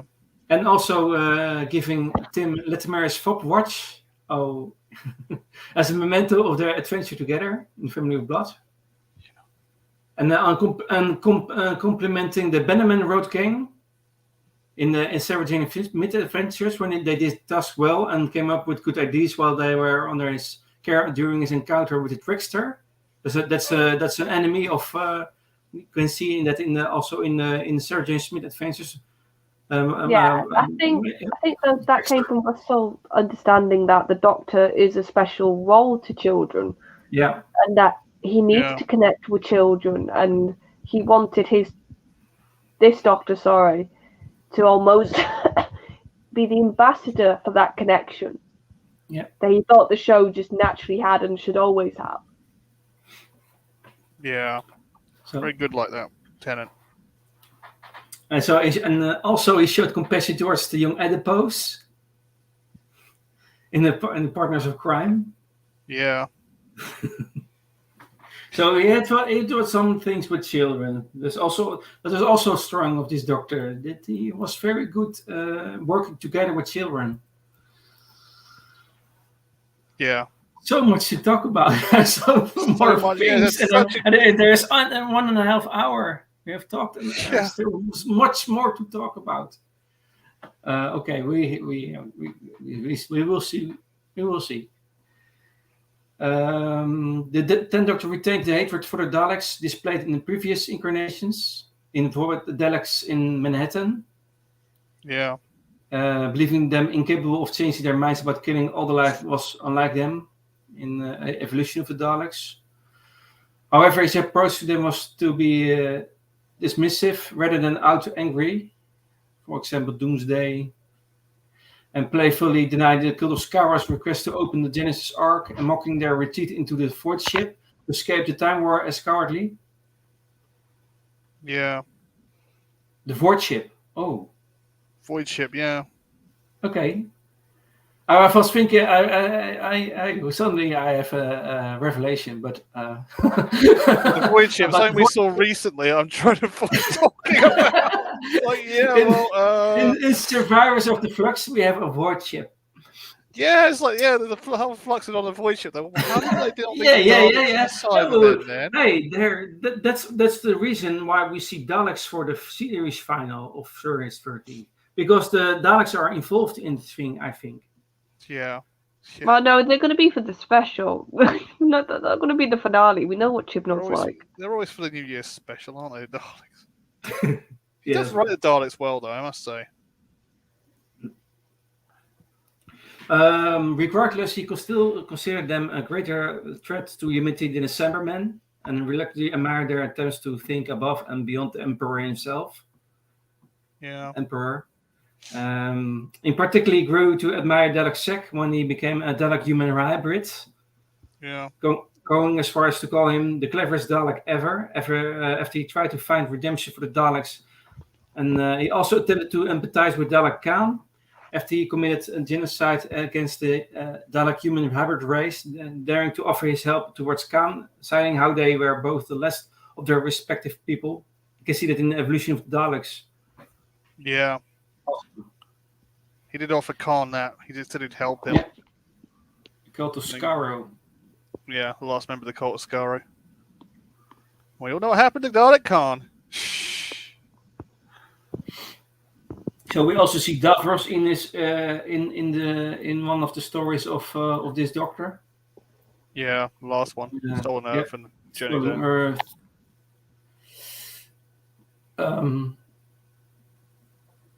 Yeah, we can skip that. Oh, we also mentioned the racing between the 10th Doctor and the Master, and you can see some more pity for the Master than other incarnations of the Doctor. Yeah, it's because they lost of his kind. That's why. Yes, that's right. This more deep feelings or. Yeah, he wouldn't show the Master as much pity when the Time Lords were still around, because they're the last Time Lords. Any other Time Lord would show a lot of pity and remorse towards, even if they're on the wrong side of on Gallifreyan law. Yeah, and also in the John Sim sort of version of the Master, it was heavily, I don't know if it was actually said or implied that you could almost say his madness wasn't his own fault. No, it was because of what the Time Lords did to him. Rassilon, yeah. That's why I loved it when 12th kicked Rassilon out of Gallifrey. It's like, about time you did that. So, then Doctor expressed his pity for the Master, but wanted to convince him that they could live together and see the universe and then own it, going as far as to offer to help cure the Master's insanity. And also pledged to support the Master in his goals to conquer the universe in return for leaving Earth alone. But the Master refused that. Yeah. In Sound of Drums. Yeah, he was driven mad, Master, by the Time Lords. Yeah. So I said that's why I liked it when the 12th kicked Rassilon off Gallifrey to get out.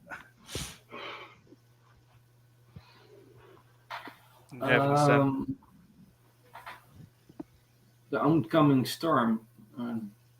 Yeah. In comparison to his other incarnations. Okay. What is it? Okay. What do you think is the best combination of what companions is? You have Rose Tyler, we have Martha Jones, and we have Donna Noble. What do you think is the best combination of the three for you? Me, it's Ten and Donna. What about you, PD? I like Martha. Mm-hmm. I liked him with Martha, but I also like Donna. Donna was very good with him. I think Planet of the Ood is when Donna shined. Really shined. That was the episode Donna shined. See, for me, it was Pompeii episode. Yeah. Because I always think if you're gonna have a companion basically chewing out the Doctor moment, it has to make sense for the companion to do it, and the companion actually has to have a really good point. And I felt she had a really good point, that she wasn't like asking for him to do the impossible to save everybody, because she knew that he couldn't do that, and she knew that time had to be mostly adhered to as a fixed point of Pompeii basically wiping out everybody. But she was just sort of saying, well, just save this one family. You're not breaking any rules, you're not making things change too much, but you're showing that tiny bit of compassion. So I loved her in that moment, and she made sense, and she had I think she was right, honestly, in that moment to him. Yeah, I think you're right.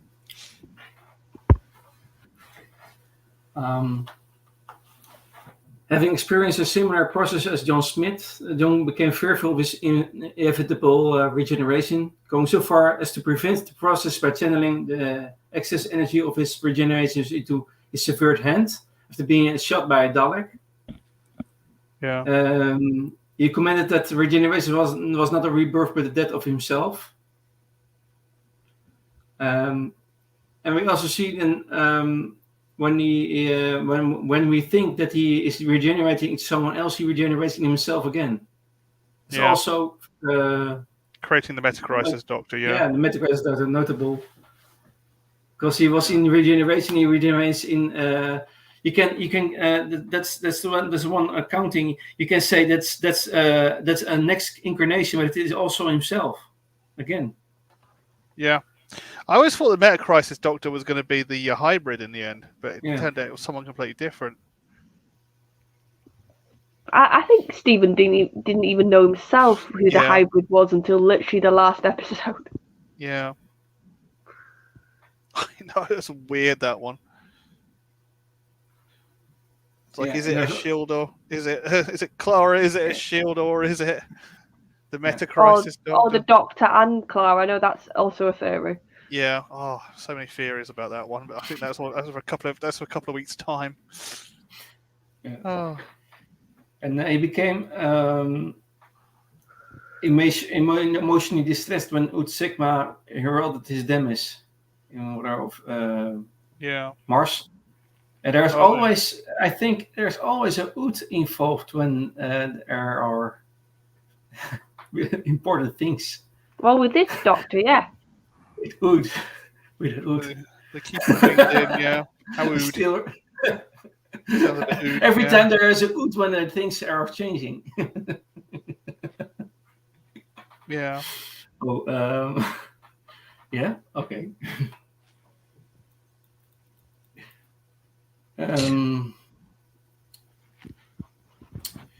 When we meet also Rassilon on one of the stories the Pollock president. Yeah, Rassilon, or the narrator as he's known. Yeah. From the played by Timothy Dalton from James Bond. Timothy Dalton. When radiation was there, of the Immortality Gate, and there was some prophecy, and he will knock 4 times. Yeah, and it was we see that Wilf knocks 4 times. Yeah, and then he goes in place of Wilfred to take the radiation, and then we see then after that we see the specials. I think the specials. Yeah. Was it 2 specials? It was the whole the immortality thing was the Lazarus Gate was the prototype for that. So yes, that's right. Yeah, it's a continuation of a Lazarus experiment. Mm-hmm. But he said that his reward was not fair, and was tempted to let Wilf die when he imprisoned it, but ultimately decided to fulfill Karma's prophecy and save Wilf. Yeah. And while he put on a brave face for Rose, Jack, and Donna during his aborted regeneration, and stolen Earth. When his time finally came, the Doctor instead stated his reluctance to go, and regenerated with tears in his eyes, afraid and alone in the end of time. That's the last things. Considering this Doctor was so associated with his companions, and of this larger family, it is quite sad that he did regenerate by himself, because a lot of Doctors nowadays, especially, that's a rarity if a Doctor regenerates by themselves. Yeah. And you can see that he not only is he sad because he must go, but you can see also that he must go as actor. Yeah. So when did he also? Paul McGann was when he regenerated on his own. Without a companion. That was the last time he regenerated on his own. Oh yeah, but because they released the takes, didn't they? He did. Yeah. I don't know if it was part of Confidential or just the BBC at that point were releasing little behind the scenes thing. And you could just see how et up he was filming those scenes. Didn't want to leave, did he? And because they'd done the slap board, is it called? They'd done it all in regeneration energy. Somebody drawn it on. Yeah. And you could just see everybody on set had wet eyes, and Tennant was just really beside himself almost. That wasn't fake. No, he didn't want to. He really didn't want to go. But I think now, if he looks back, he stayed a little bit too long. I think he said that, hasn't he, in some interviews. Yeah. So we come to the habits and quirks. We kind of picked up upon earlier. Yeah, that's right. One thing was his voice tended to peak in high tones when expressing excitement. Yeah. So it's in his sentences and his words, he can suddenly peak and then in high tone, and then and you can see it in the first story of him in the Christmas Invasion, in New Earth 42, Trankers, Planet of the Youth. Oh, there's also one notable. We have also the story with the Weeping Angels. Yeah. Yeah, but he's not in it a lot, to be fair. It's a Dr. White episode, yeah. Don't blink. No. Don't blink or you're dead. And that's one of my favorites in this in my top 5. Yeah. And then we have what you said, PD, Rich. Alonzi. Alonzi. Yes, that's very nice. when he wants to some action in some the challenges, he says Alonzi. Yeah. What is the meaning of that word? Come up. Come go. on. Let's go. Let's go. Oh, he used it a very lot. Army of Ghosts, Evolution for Daleks, 42, and all sort of episodes. Until Voyage of the Dam, where he finally gets to say Alonso. Yeah. He turned around and said in the whatchamacallit, in the Sideman episode, he said, I always want to make someone called Alonso so I can say Alonso. And he meets him. And then he meets Alonso. Yeah, and he describes it to Adams as a word of consolation to the soul in times of need. Yeah. In end of time. Yeah. Because he also says it in the 50th, doesn't he? When they're all going to set the TARDISes off to do the big saving Gallifrey moment, he does it at Alonzi. Yeah. And other favorite phrases of his were "Blimey," yeah, "Molto bene," yeah, in the Runaway Brides and the Family of Blood, "Molto bene."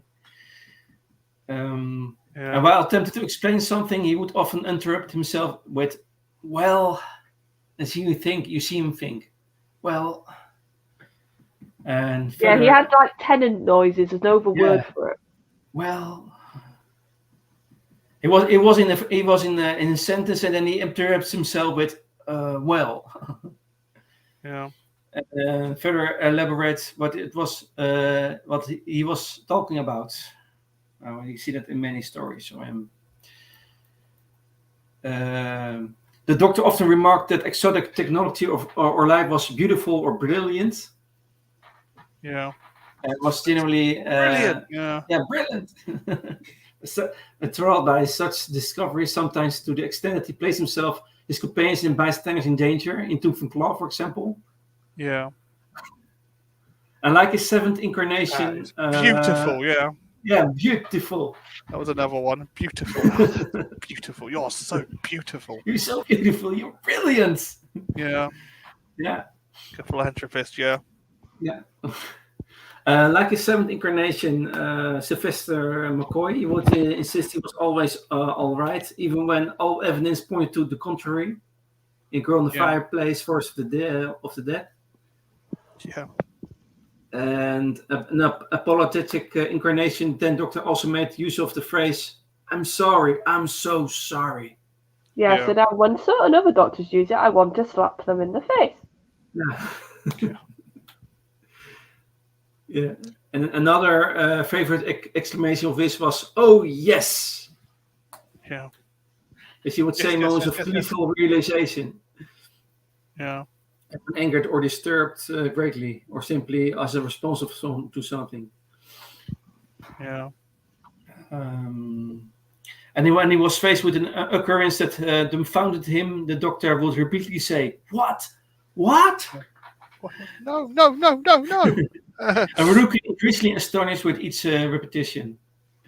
Yeah. And he would also dismiss things with a loud exclamation of "Nah, nah." No, so, don't say that. Don't say that. Mickey, don't say that. Yeah, so some funny things. More quirks and habits than other doctors. More very quirky. Yeah. When he was when he discovered something that disagreed with his knowledge, he would actually utter, "It can be," and would frequently describe something that dumbfounded him as impossible. Yeah. Like his previous incarnation, Doctor occasionally used hell as an intensive. Yeah. Hell. Typically, he would lean against the surface with his legs stretched out and crossed together, with his arms sometimes folded together. But he mostly kept his hands in his pockets when in this position. He had also a long coat, so he could. By the way, the way he was dressed, it was very what do you call it? Well, it was so he could do the hero run and he could look cool doing it. the long coat, I think. Yeah. It was extremely rare for the 10th Doctor to go a whole adventure without once putting his hands in his pockets. There's always putting his hands in his pockets. Yeah. He was also the first Doctor to lose a sonic screwdriver, wasn't he? In the new. Well, he did in Smith and Jones for a bit, didn't he? That's it. He lost a sonic, but first one to lose a new sonic. Used it on the X-ray machine. It blew up. He goes, "Oh, I like that sonic." And Martha's like, "Doctor, you're that's a sonic. We need to save the lives of everybody here." It's my favourite. Yeah. He would sometimes pull at his jaw when thinking, and often held his arms behind his back, or occasionally had his arms folded. Doctor would scratch the back of his head when thinking and embarrassed, or when he reluctantly admitting fault. He also known to run his hands through his hair when feeling intense. Put his hands in his hair, through his hair. Some things. He also made a habit of scratching around his left ear. His elbows rested on his knees, raising his left eyebrow. The raising of his left eyebrow, yes. Yeah, that was a big one. You can see that in my avatar, by the way. The raising of the eyebrow. Yeah. And the screwdriver. Yeah. In his hands. He used the screwdriver only when necessary. Yeah. There are some doctors who constantly use their screwdriver for all purposes and for all stuff, all things. But this doctor used it very well. I think not too much. Yeah, I think Eccleston did the same thing as well. He didn't use it too much. It was very much a tool still at this point. It had its uses, and it was just for that. Yes, that's right. It was very good. It was not overrated. It was not overdone. Yeah. It was not a Star Trek tricorder here. Just pulling it out and scanning everything with it every 5 minutes. Like the new doctors do. It would also stare lonely with a look of despair when depressed or in deep thought. Yeah.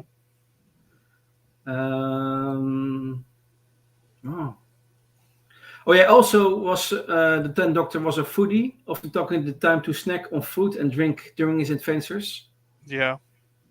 He often talked about favorite foods and recipes and wasn't afraid to. Oh yes, edible ball bearings. Yeah, humans and edible ball bearings. How the only race in the galaxy to come up with edible ball bearings? Also known as cobra balls. Yeah. And he was also fond of rock and roll. Attempted to take Rose to see concerts by Elvis Presley, for example. Yeah. That was in the time of the 1957 when he was in when the story with the televisions. The Idiot's Lantern. Yeah, Idiot's Lantern. Also in the time of 1957 was the time of Elvis. So he has some clothes from the 50s on, and also Rose has a petticoat or something. Yeah. Very nice story. Yeah, a proper 50s dress. Yeah. Yeah. A scooter at the end. You might want to keep it in the garage for 5 years. on a motorcycle. Yeah. You might want to keep that in the garage for 5 years.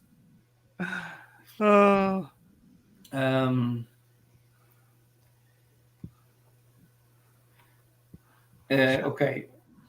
That was some habits, quirks, and skills. Having an honest face. The 10th Doctor had a talent for earning people's trust, even despite initial animosity. Being able to convince completely strangers to reveal secretive information to him.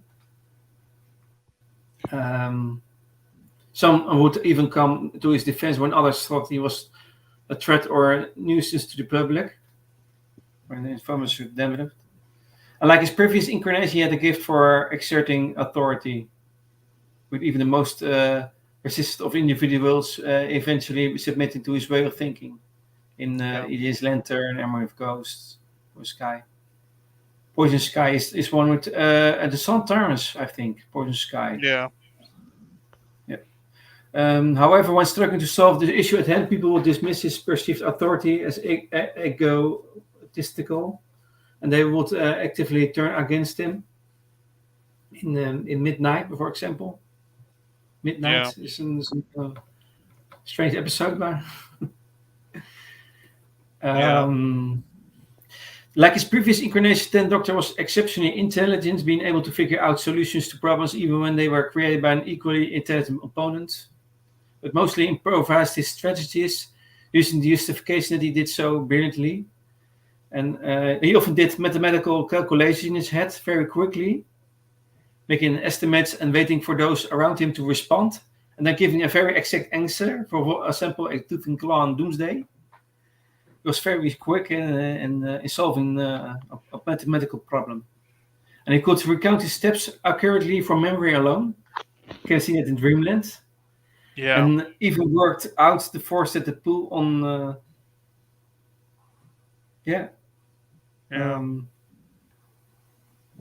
So... Are there more skills? He was Doctor was exceptionally skilled detective, deducing when people had been possessed or replaced. You can see that in New Earth, Army of Ghosts, Poison Sky, Force of Death. There was also a story about with Donna and the Doctor with Unicorn and Wasp.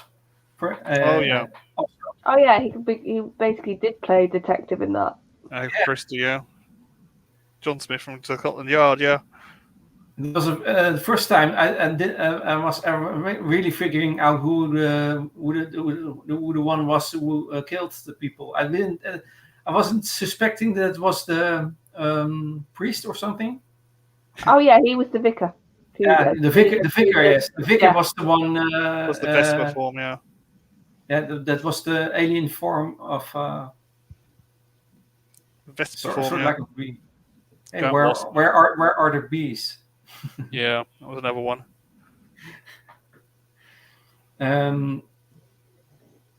Yeah. Quite an adept doctor, really. Yes, adept doctor. I think most things there are the most important things are mentioned about his skills, about his habits and quirks also. And also what I mentioned earlier, also it was also a skilled telepath. Oh yeah. So and was also being able to wipe Donald Noble's memories. So strong it was. Yeah. He had his true name from those who could read minds, for example, in Shakespeare's Code. Yeah. Also the doctor was skilled at mechanics, being able to construct a variant of gadgets and devices from scrap and other items he had on hand. Yeah. And also to be brilliant with computers in gridlock. Yeah. He doesn't like that. He was even able to build K9 Mark IV to replace the Mark III after he was destroyed in School Reunion. It was the one with Sarah Jane, I think. That's the one? Yeah, that's the one. That was the one. And so that was really a reunion with Sarah Jane and with K9. Yeah. Very like crossover. Yeah, that's where it all started. I thought it was Kickstarter of Sarah Jane, I think, Adventures.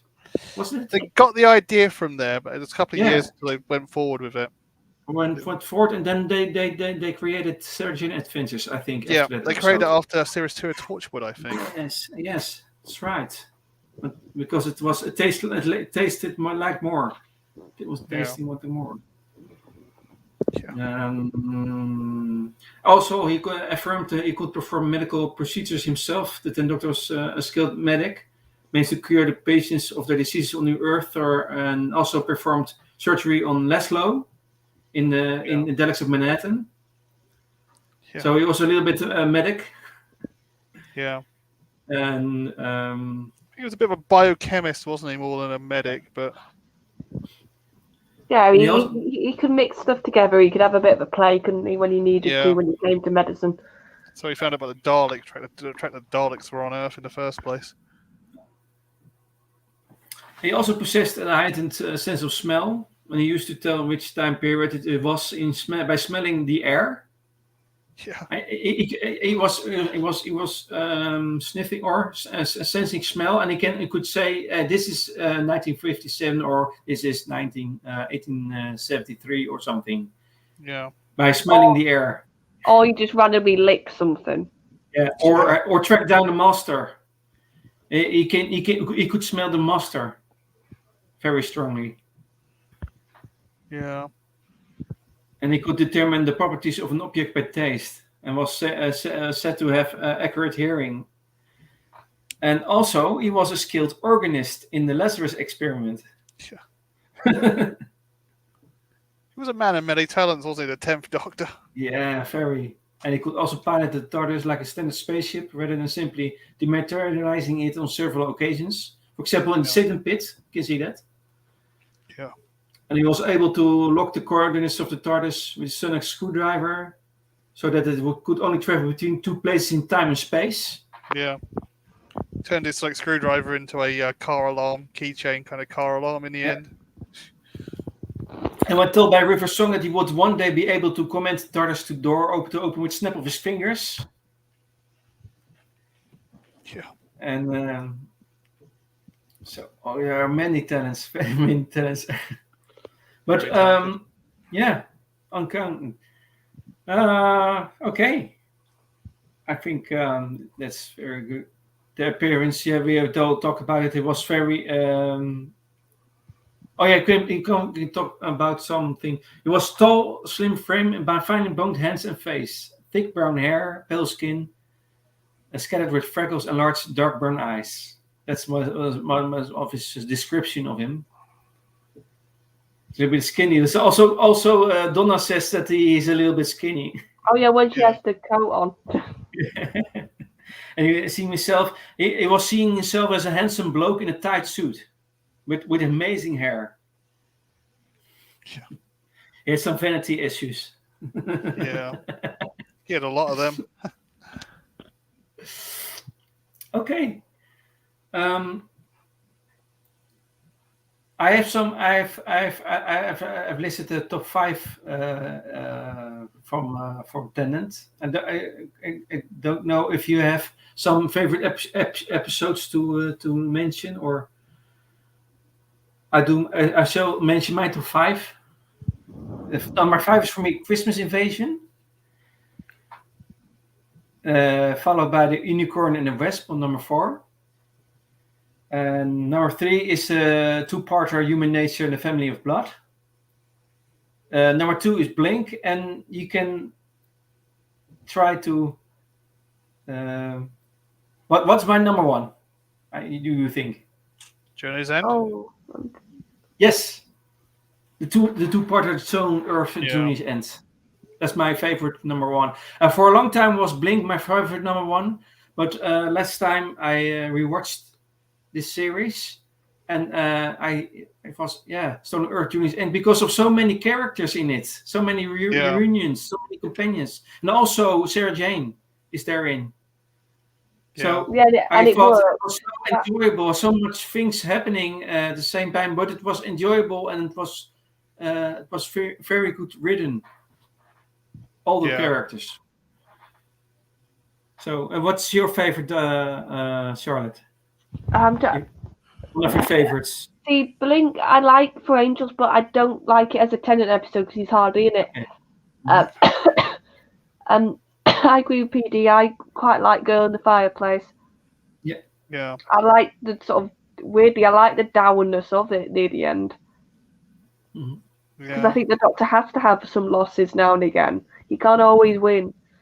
So that's what I do like about that one. Yeah. I'm trying to think of some Partners in Crime, because Donna, I love how they do them like missing each other for a good chunk of the episode, then meeting up right at the end. I love that sort of idea he had for that episode. I'm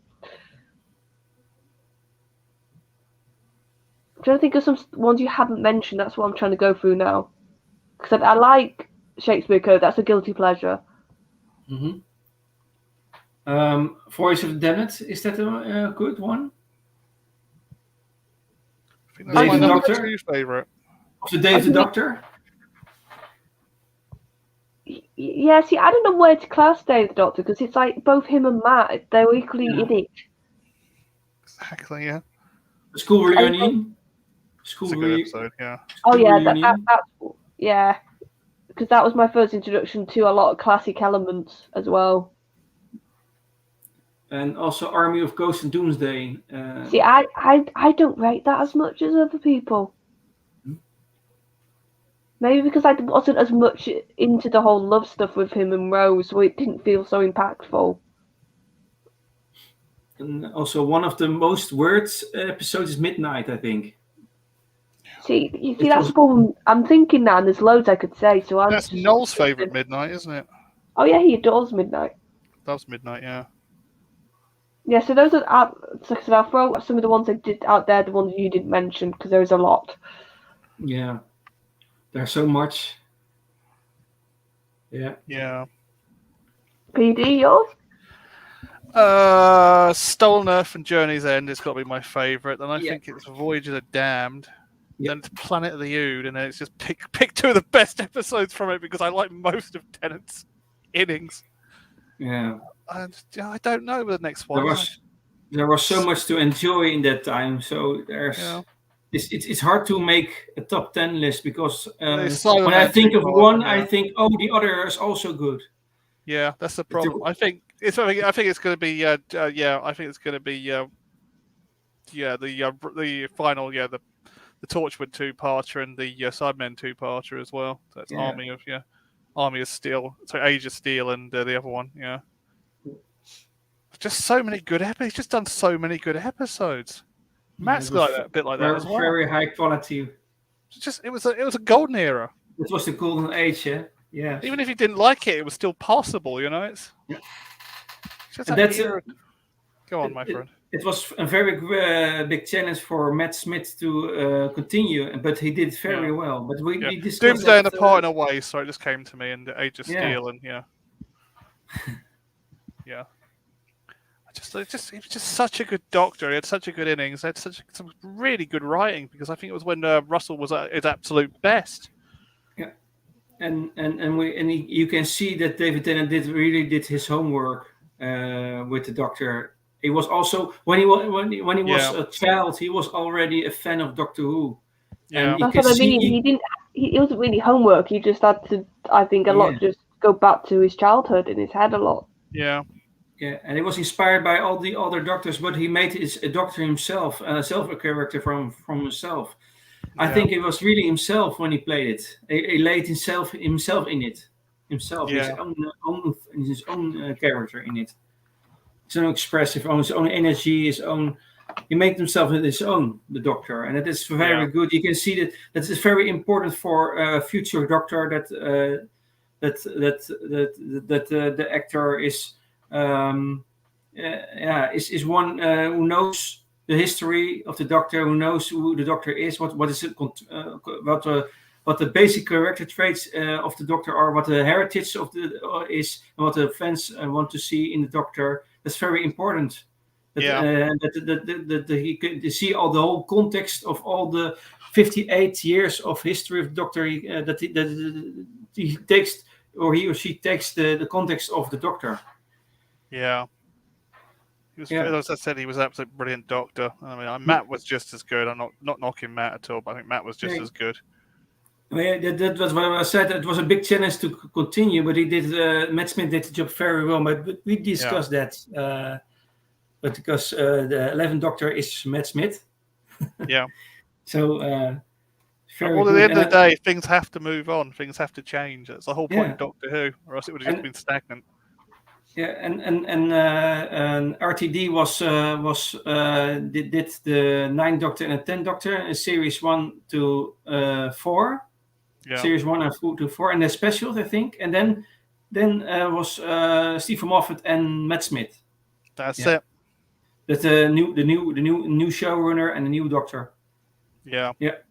And then through to Capaldi, and then it was on to Chibnall, but we won't go into that. Yeah. So. It's I've enjoyed it very well, this live stream about Tennant. You can see much to talk about.